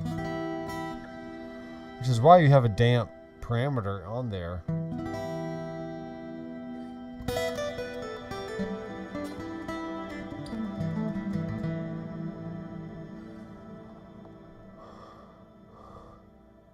No. Yeah, it's like a shimmer verb, Robert.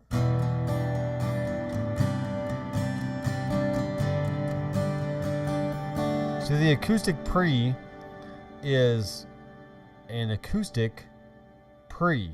You plug your acoustic in there, and it basically just gives you the same parameters of a Fishman. You got bass, middle, treble, and a phase invert, or polarity invert. So phase or normal or invert.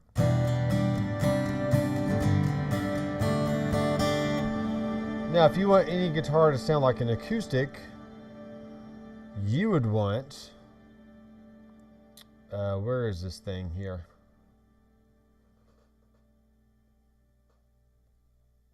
Modulation, acoustic simulator. All right, so here's the acoustic simulator with the acoustic pre before it.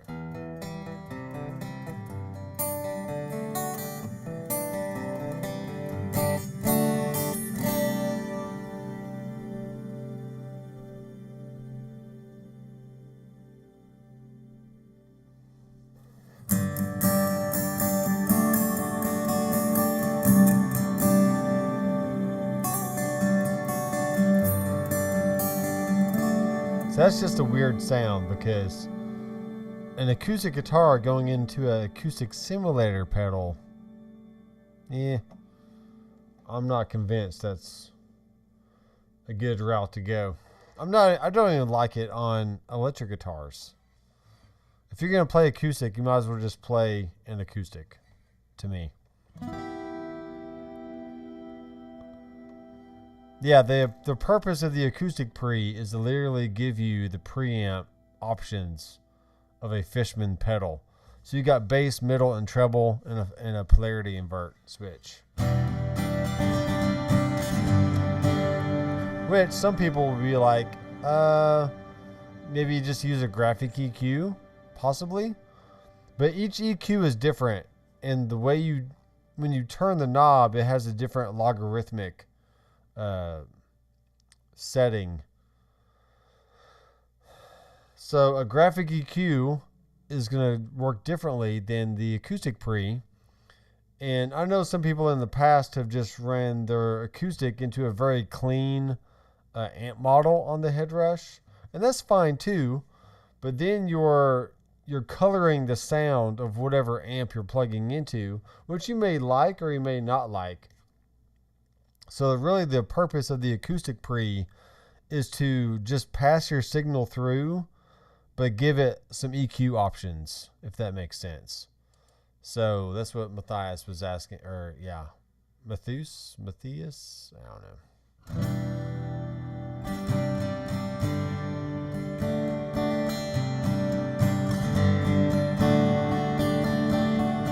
All right, so now if we bypass it,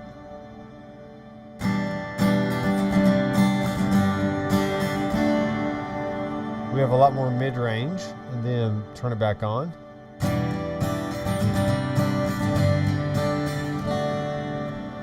So essentially, I just cut some mids and left the bass and treble where they're at. And here's the normal phase.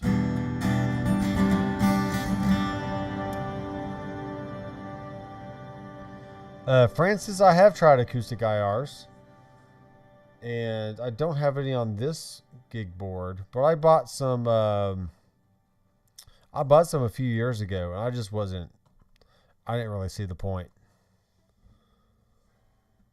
Because I think the acoustic IR is not supposed to make your electric sound like an acoustic, but make your actual acoustic sound better than possibly it already does or something.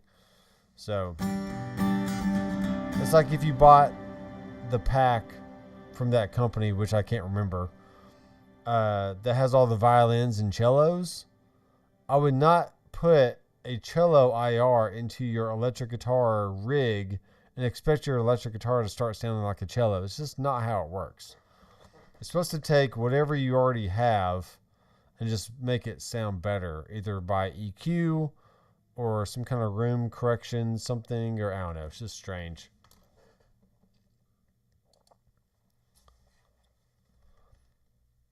Would it work if you use electric and the preamp in sim? See, the preamp is really not doing anything for you, and the simulation is what's giving you the acoustic sound. So let's go back to electric here. Let's try it out.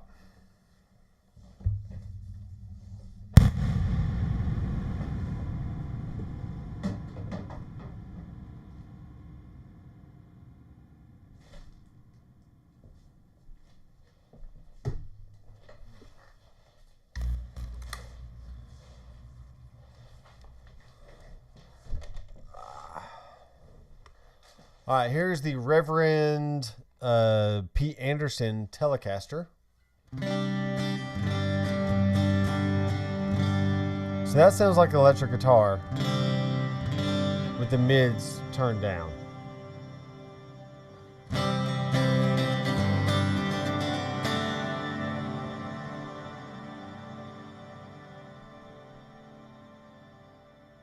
And here's the acoustic sim.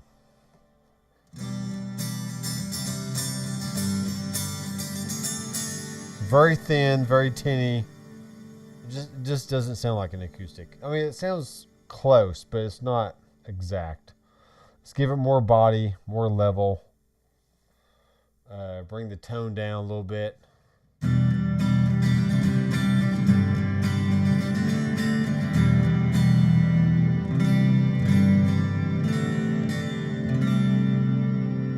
But I'm telling you, the pre is not doing anything other than EQ. It's simply just passing your signal through with some EQ options and a polarity option. That's it. It's not going to magically turn any instrument into an acoustic sound. It's just not how it works.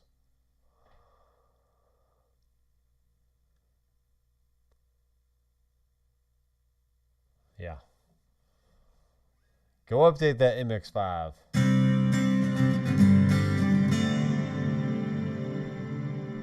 Here's the enhanced setting.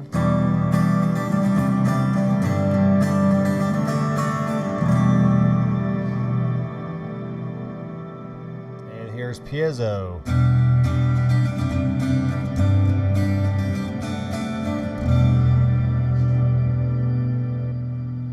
off the reverbs. And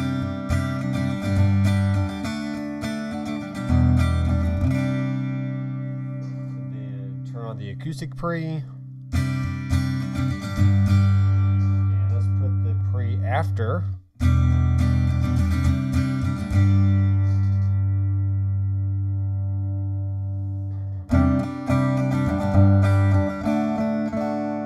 See, I just don't get it. I think it doesn't sound very good.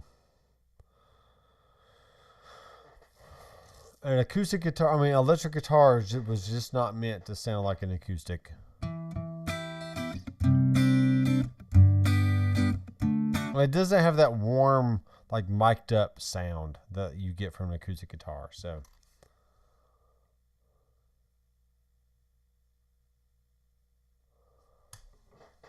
Yeah, I know it's just a thought, but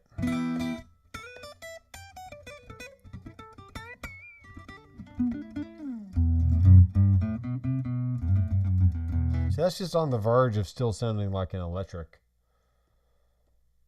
to me. But I'll keep it in there just for fun. And let's go back to our electric rig. And let's edit the name. So EG for electric guitar. So this is how I name all my tracks when I record. So if it's an acoustic guitar, I just go AG. And then if I double it, then it's going to be like AG2 or AGDT, like double track or something. Then EG, EG2, maybe EG chorus, maybe EG solo. So the shorter I can have my names in my tracks, the less characters I have to deal with on the fader port here in front of me, which is a DAW controller. There's 16 faders and you know, plenty of mixing options, which is great. Yeah, the reverbs do sound nice. Let's turn on the reverbs here.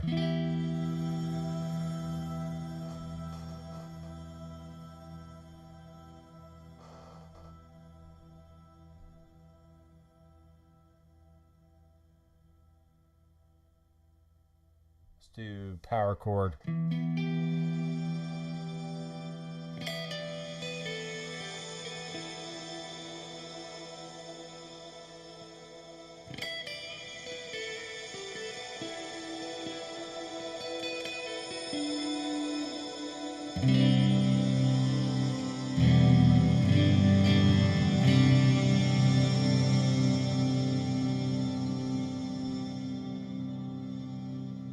So I like dampening all that high-end stuff down.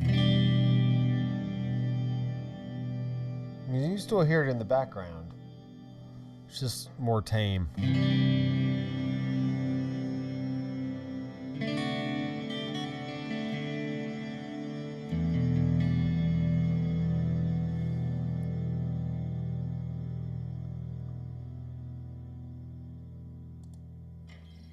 Yeah, if you're talking about the acoustic pre, I mean, it makes sense if you're using an acoustic guitar and you want to use a passive circuit to just balance the tone a little bit. But it's really nothing that the front of house guy can't do anyway, so.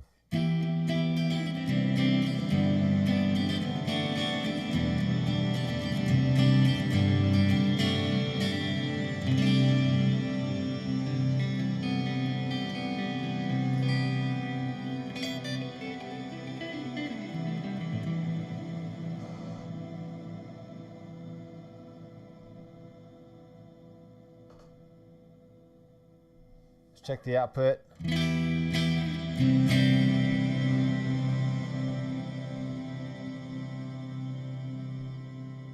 It's very low.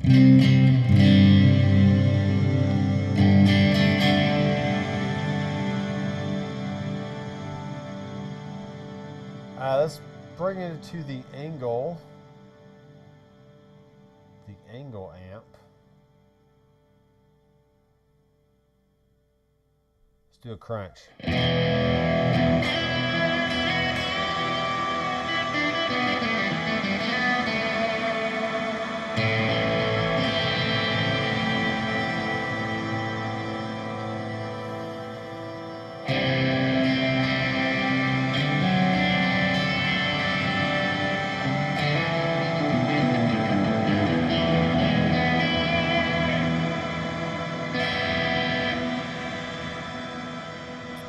Thias is asking what's my favorite Headrush reverb.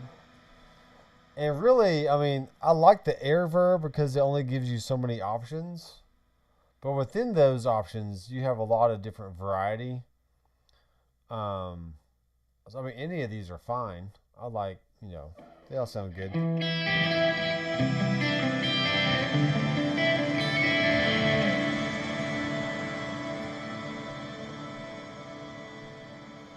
It really just depends on what the sound I'm trying to go for.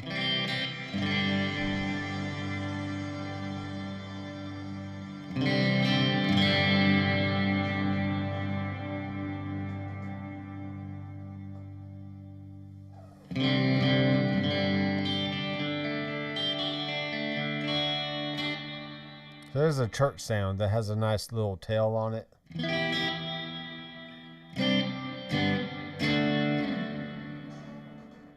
Stuff like that. But if we go to the other one here, let's move some stuff around. Let's move it down.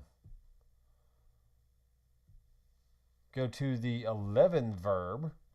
This gives you just a lot more options.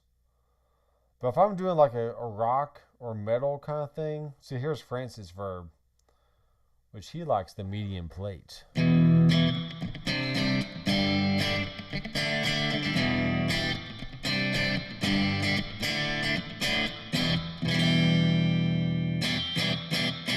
See, there he is giving you the thumbs up there.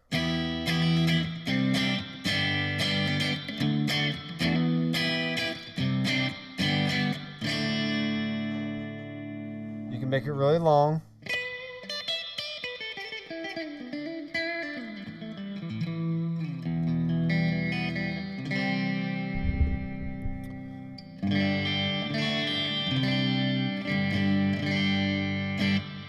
Yeah, I think it sounds good. And kick in all the other ones.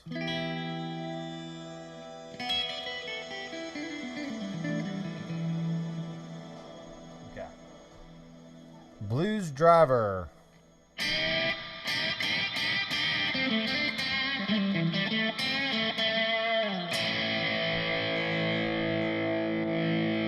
So here's gain full up.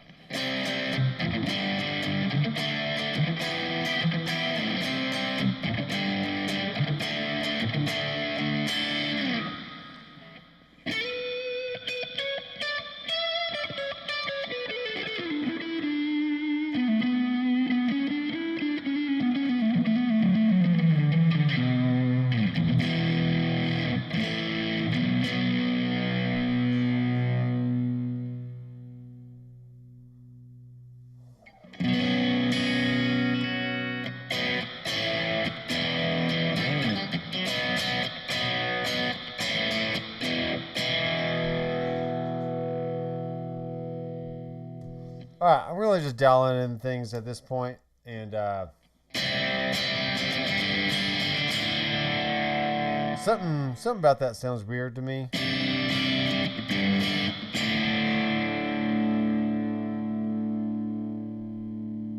Could just be the amp. Let's go to a different one here.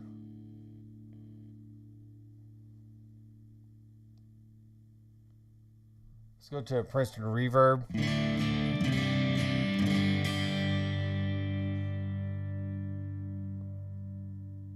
Dynamic call, like on the Helix.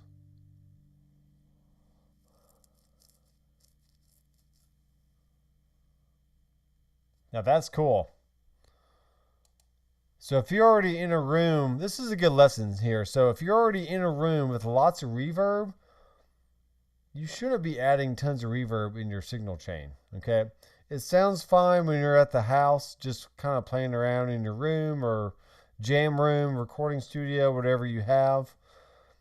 But when you're playing live, I was told this multiple times when I played live in a band. It was like, hey man, you sounded good, but you had a little too much delay in your signal.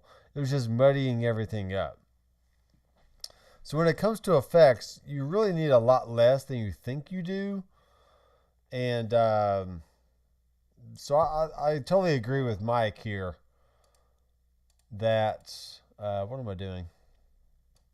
There it is. See that he plays in a hall built in the 1800s, so I have to be careful on how much I use when I perform. So that's just a good rule of thumb. Just turn it down. Now for recording, you can do all you want.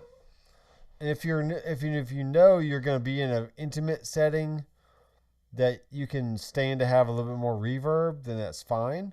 But the bigger the venue, the less reverb you're going to want, because you know, it is what it is. I keep seeing like stuff flashing before my screen, and I'm not sure what it is. 20 people watching, so thanks everyone for sticking around for the fiasco of the first hour, which was me literally just trying to update the gig board. And I had to go get a different computer, download the update on there, and then once I ran it, it was fast. So something with this Mac Mini right here just doesn't like updating. But that is a good lesson for anybody out there that's having trouble possibly updating. If one computer just doesn't seem to work, and you've tried multiple cables, then try a different computer and see what that does.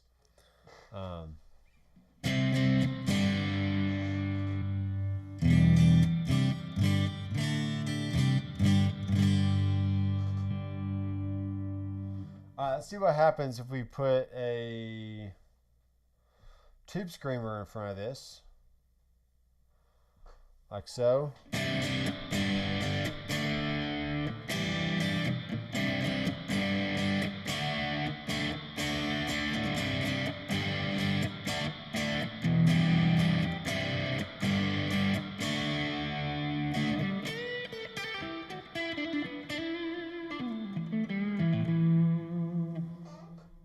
Alright, I'm feeling pretty good about this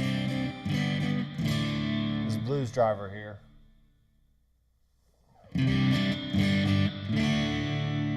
Sounds good with the telly.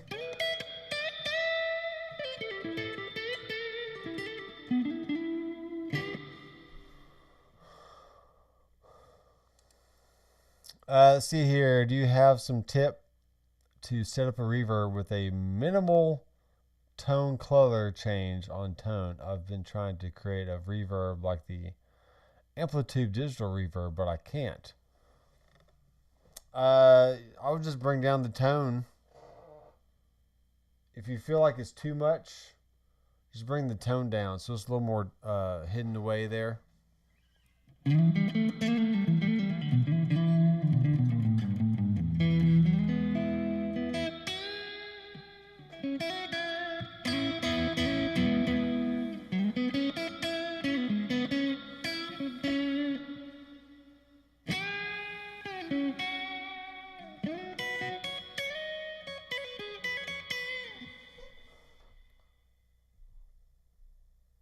See, I was cranking up the level on the BD2, but not the gain. So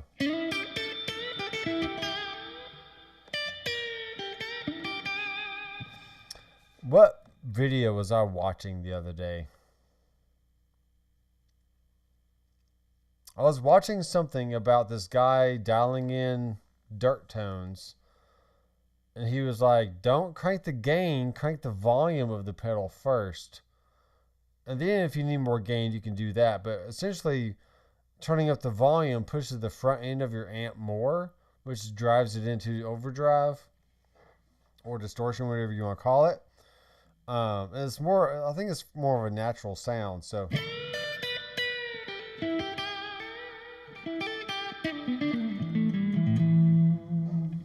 let's add this one to a switch here. So BD2, let's add the JRC. I'm not sure, but I feel like the screen looks slightly different, but maybe I just hadn't seen it in a while.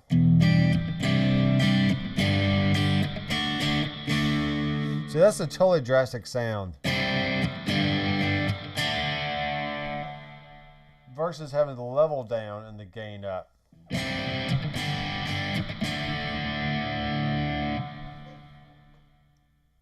So if you're going for more of the metal territory, gain up, volume down. But if you're more into like the blues, John Mayer-ish kind of tones, then the gain down, level up.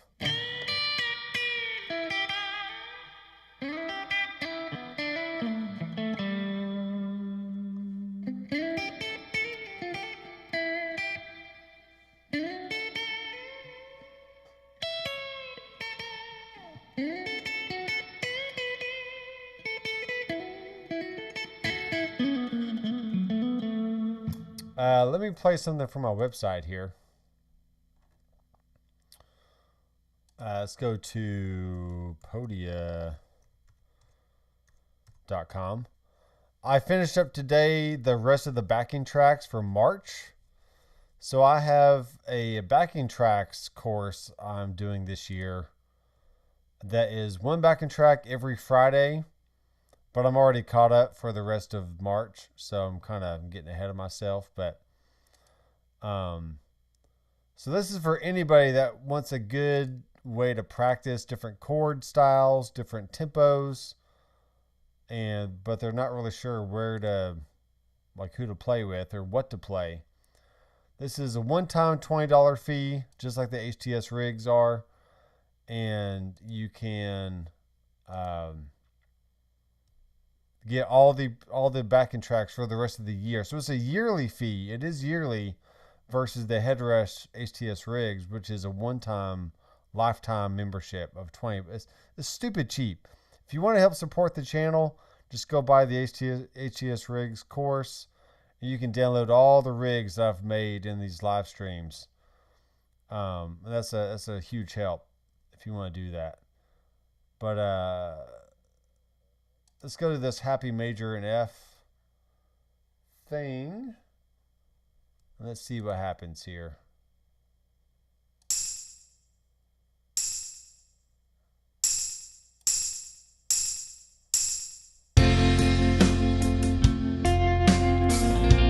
I'm not getting volume.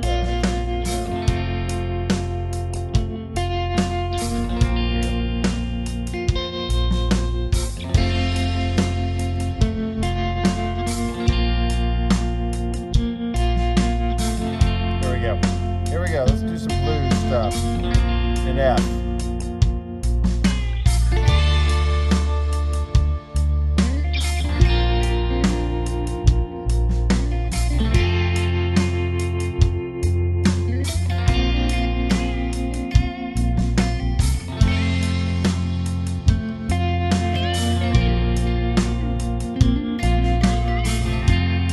Blues driver. That's what it's all about right there.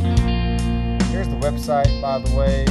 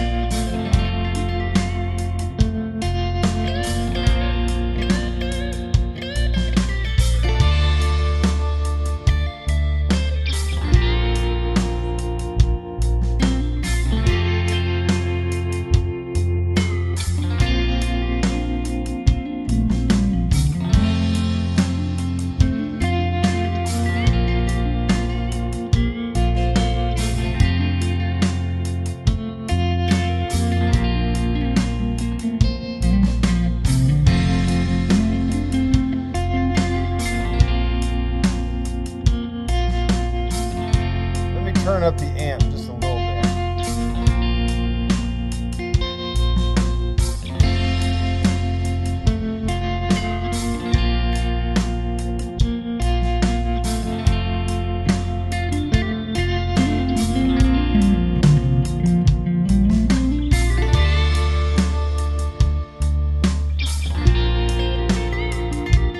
There's just the Princeton. This is with the blues driver on.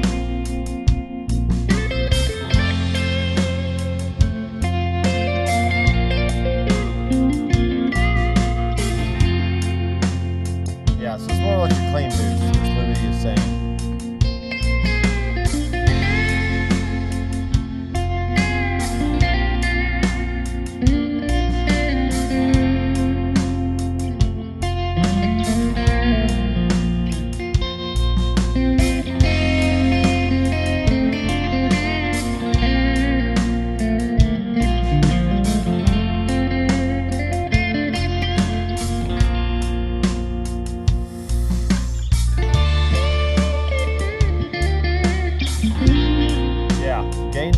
level up. That's what you need.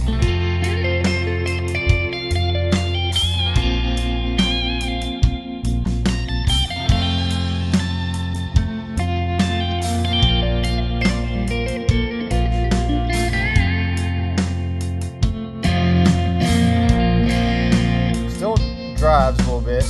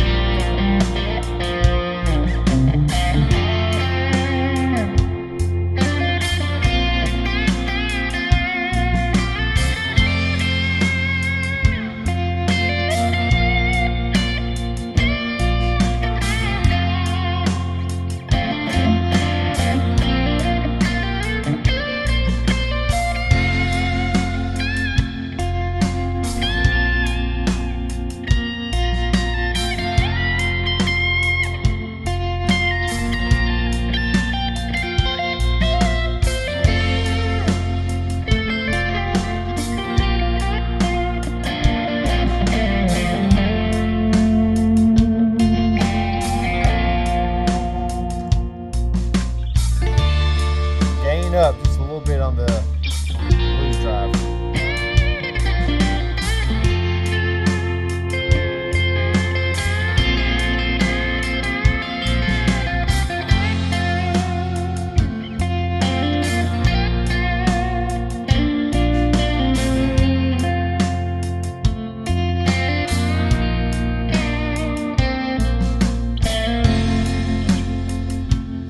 Yeah, that sounds great.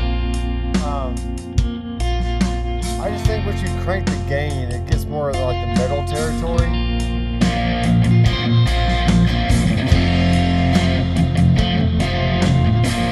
Maybe what you want.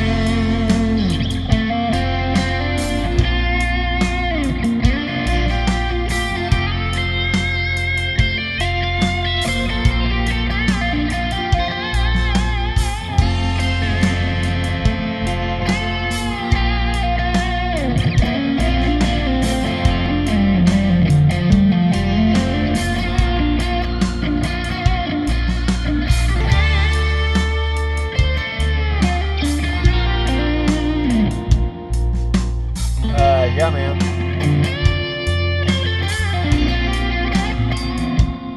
Tube Screamer.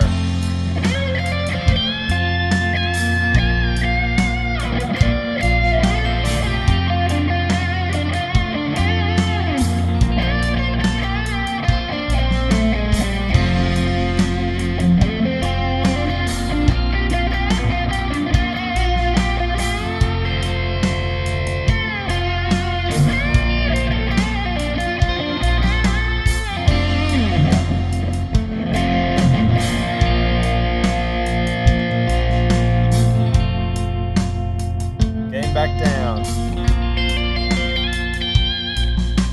Neck pick up.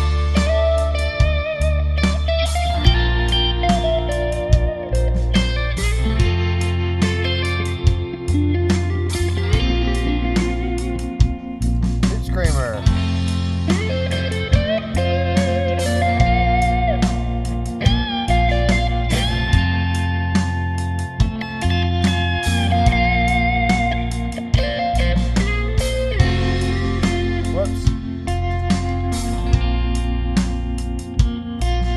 Alright, let's stop this. That was a good little jam. That was a good little jam. So if you enjoy backing tracks and you want to help support the channel, then head over to my website and you can get all these rigs for January, February, March, and on through the rest of the year as I upload them. For a one-time fee of $20, and I would appreciate any support you throw that way. I do like super chats and all that fun stuff on here on YouTube, but honestly, YouTube takes a lot of those in fees. So if you give like $5, I might get $2 or something. You know, it's something stupid. So if you want most of the money to actually go to me, then go to my website, get a HTS rigs course, get a backing tracks course. If you want to learn about music theory, you can check that out. If you want to learn about recording, I have a music production course there on my website. So grow your knowledge and help support what I do as well.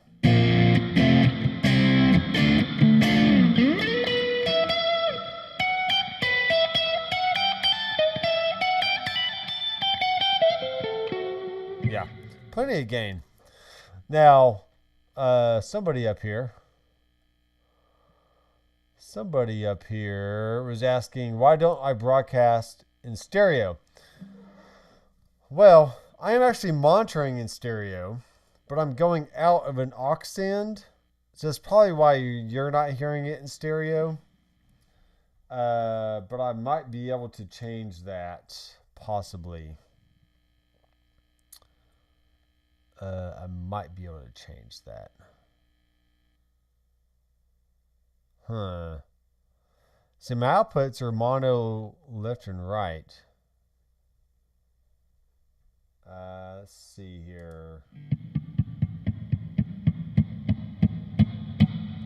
I'm not sure if that changes anything for you.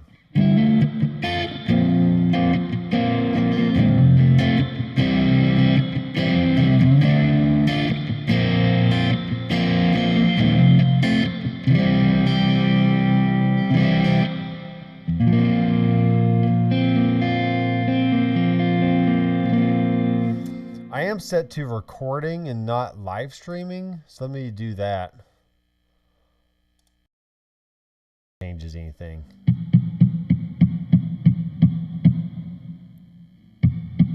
See if that changes anything at all.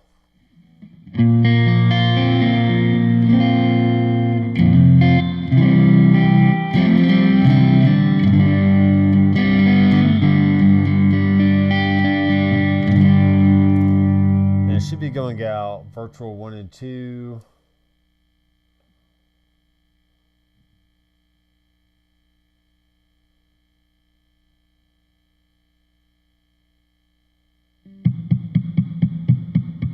Yeah, I'm not sure.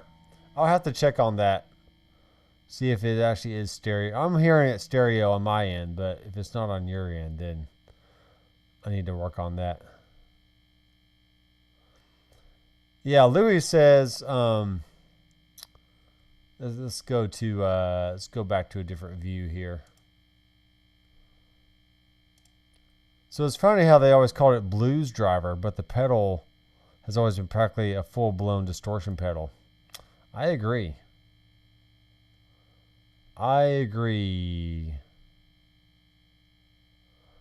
Francis was playing along, so that's fun. Yeah, if I put a ping pong delay, it'll be easier to tell. So here's the dyne delay. And for me, it's going back and forth.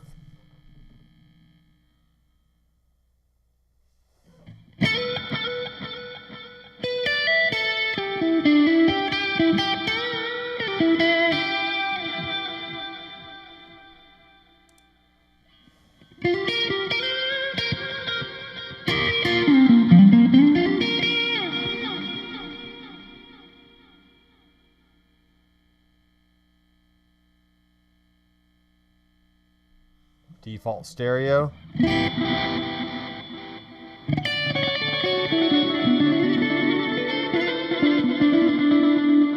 Alright, that should be going back and forth for you guys. I hope, because it's sounding good in my ears.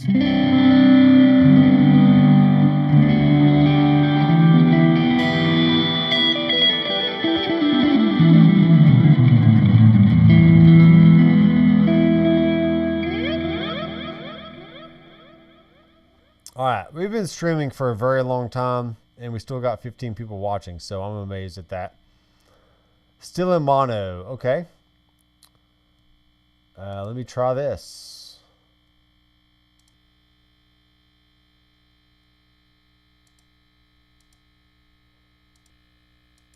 How about now?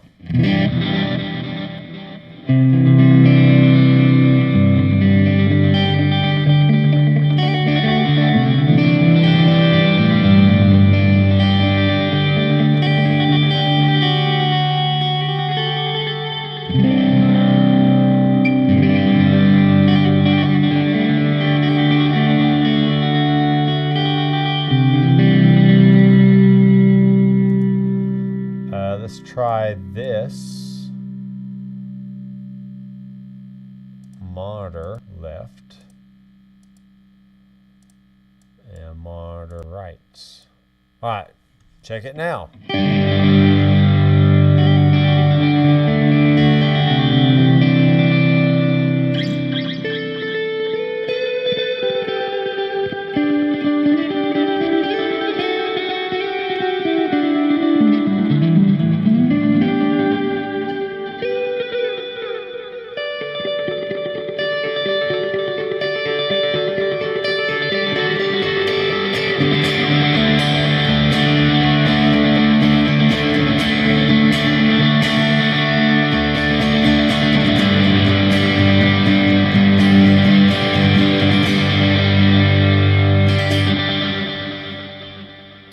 Put some party verb back in there. Something like that. Alright, y'all let me know if it's stereo now.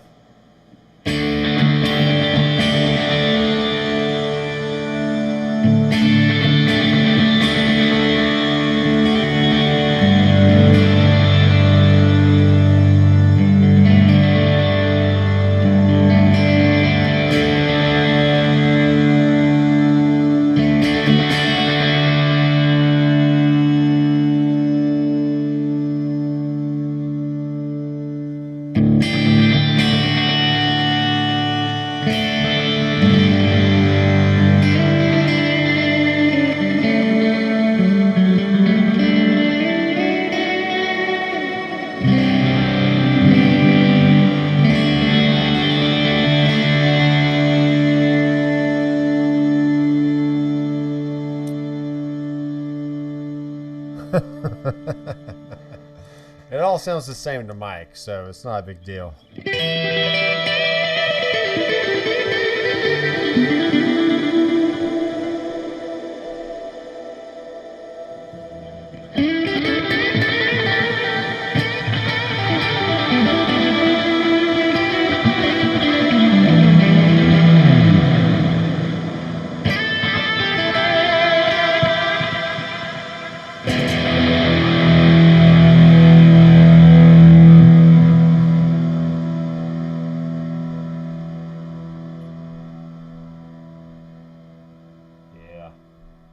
So a video topic I want to do here very soon is, should you use different amp models to get your gain, or should you just use a clean amp or a pedal platform amp and just kick it with pedals in the front?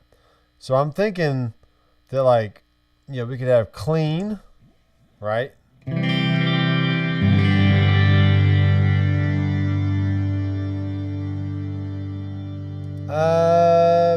It might be the settings in my program, but I feel like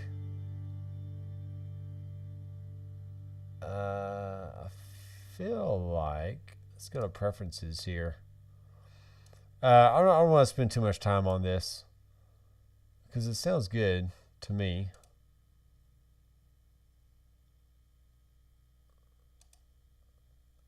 Video, audio, mic delay.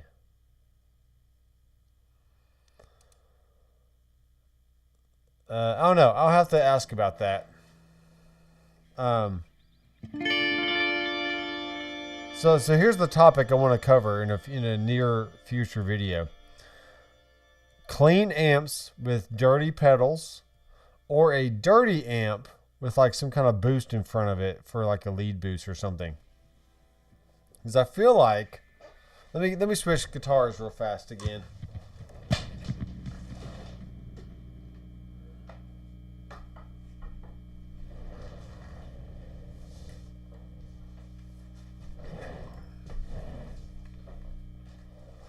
Let's go to my high gain sound here. So this should have a lot of gain on tap for these pickups to be really hot. Right, it's still clean. Then here's the BD2. Something like that.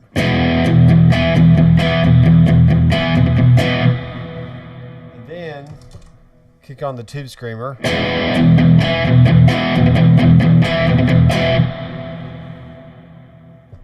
Maybe crank the gain all the way up.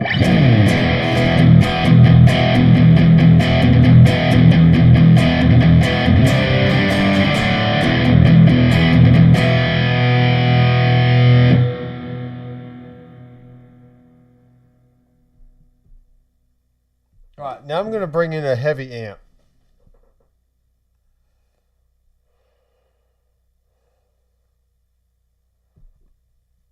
Let's do a JCM 800. All right, listen to the tone of this, or the difference between the amp and the pedal. Let me turn up the volume here.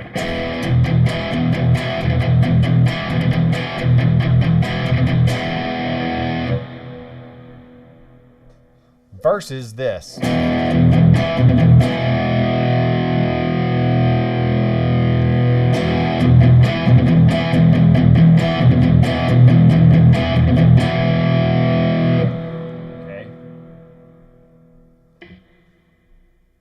There might be some differences in the low end there. It does sound chunkier to me.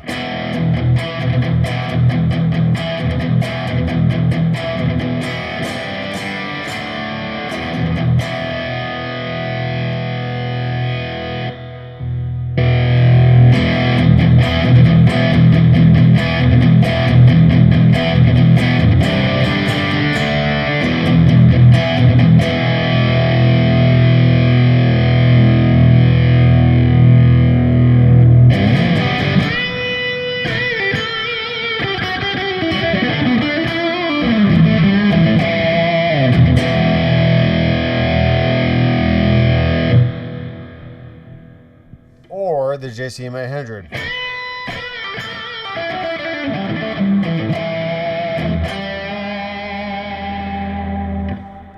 Let's crank up the volume here.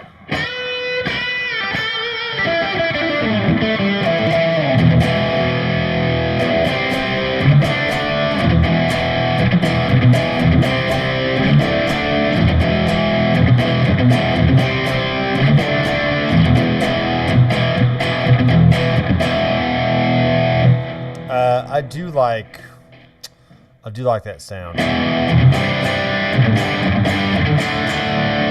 See, as cheap, as inexpensive as the Headrush is, I still think it rivals the Fractal and the Kempers and the Quad Cortexes and all that stuff. It just sounds really good.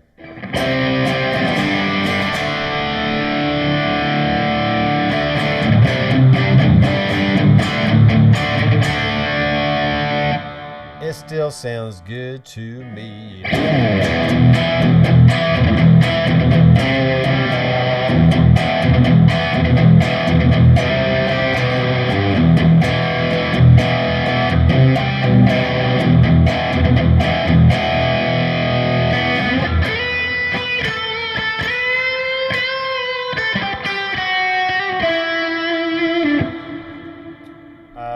Let's do the TS mod.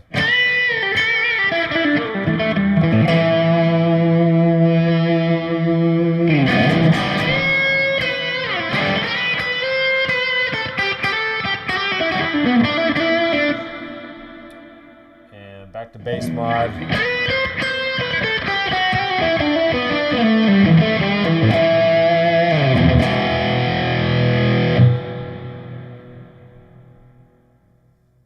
Versus the clean amp with a BD2.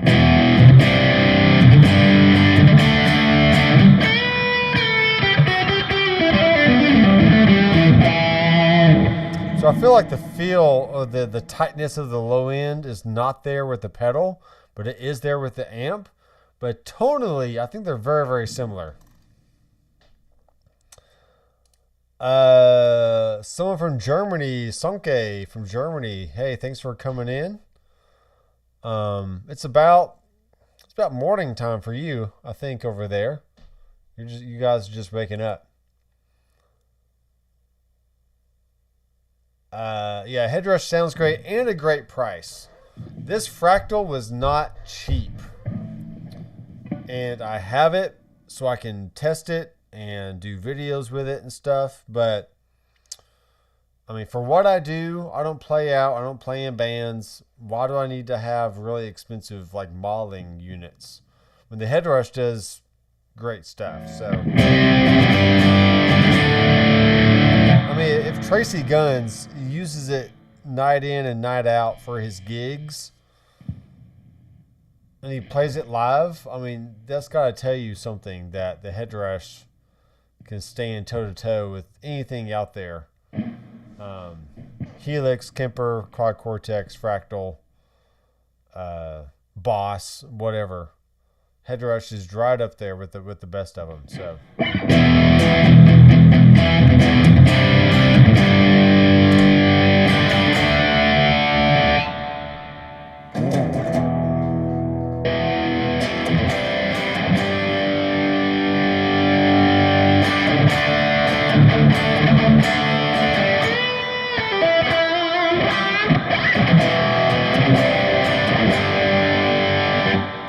Let's do one more backing track and then we'll finish it off, okay?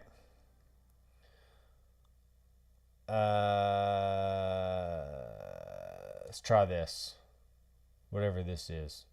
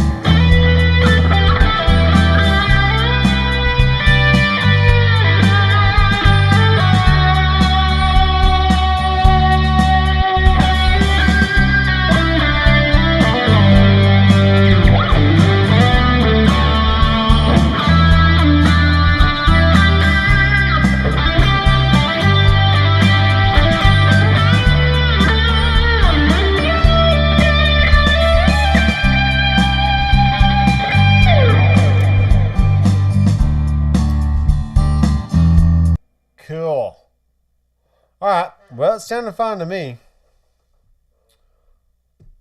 This could be a rig that I use just all the time.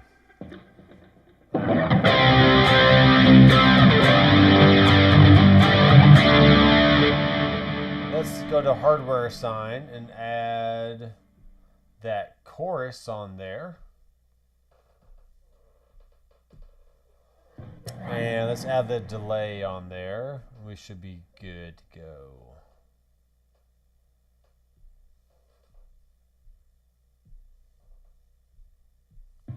All right. The dim C is like a Boss Dimension C chorus. That's correct.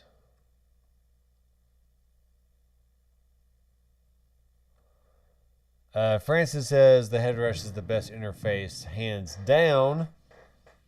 Hands on. Hands on is what you mean.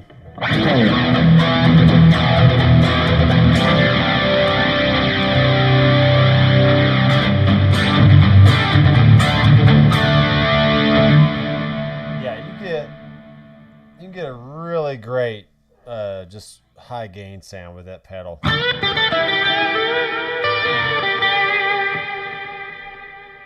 And then bring down the gain, bring down the tone, bring the level all the way up. Very much like a tube screamer.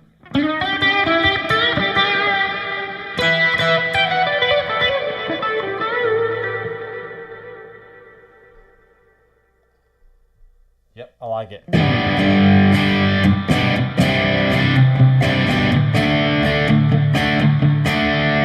Oh crap, I'm selling all this fractal stuff. Headrush, man, that sounds great.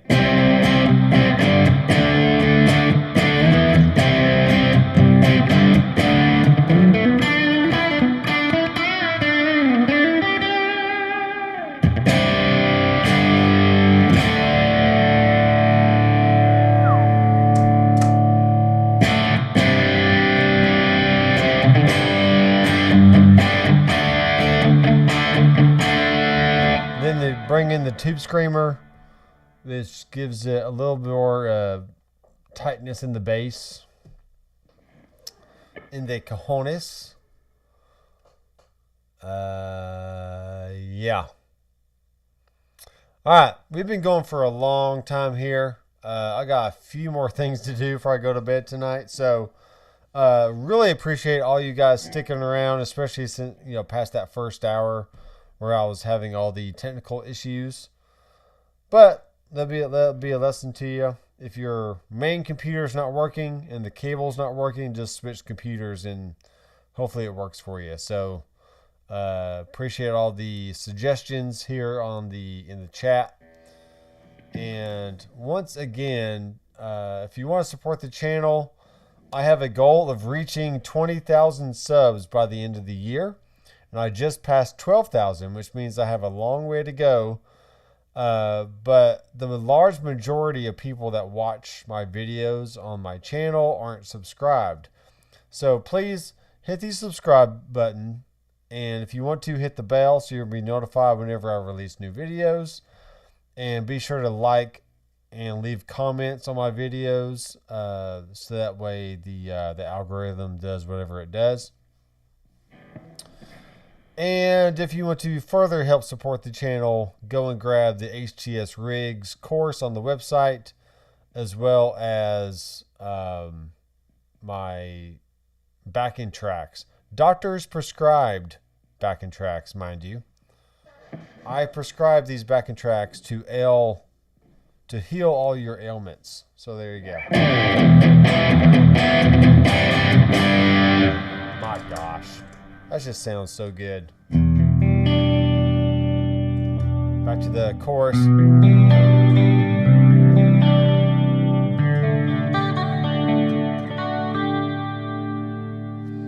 right, I'm going to play us out here. And yeah, let me just play for a little bit and we're pretty much done. So appreciate all you guys for watching. I'm Dr. McFarland. I'll see you in the next video. Keep rocking.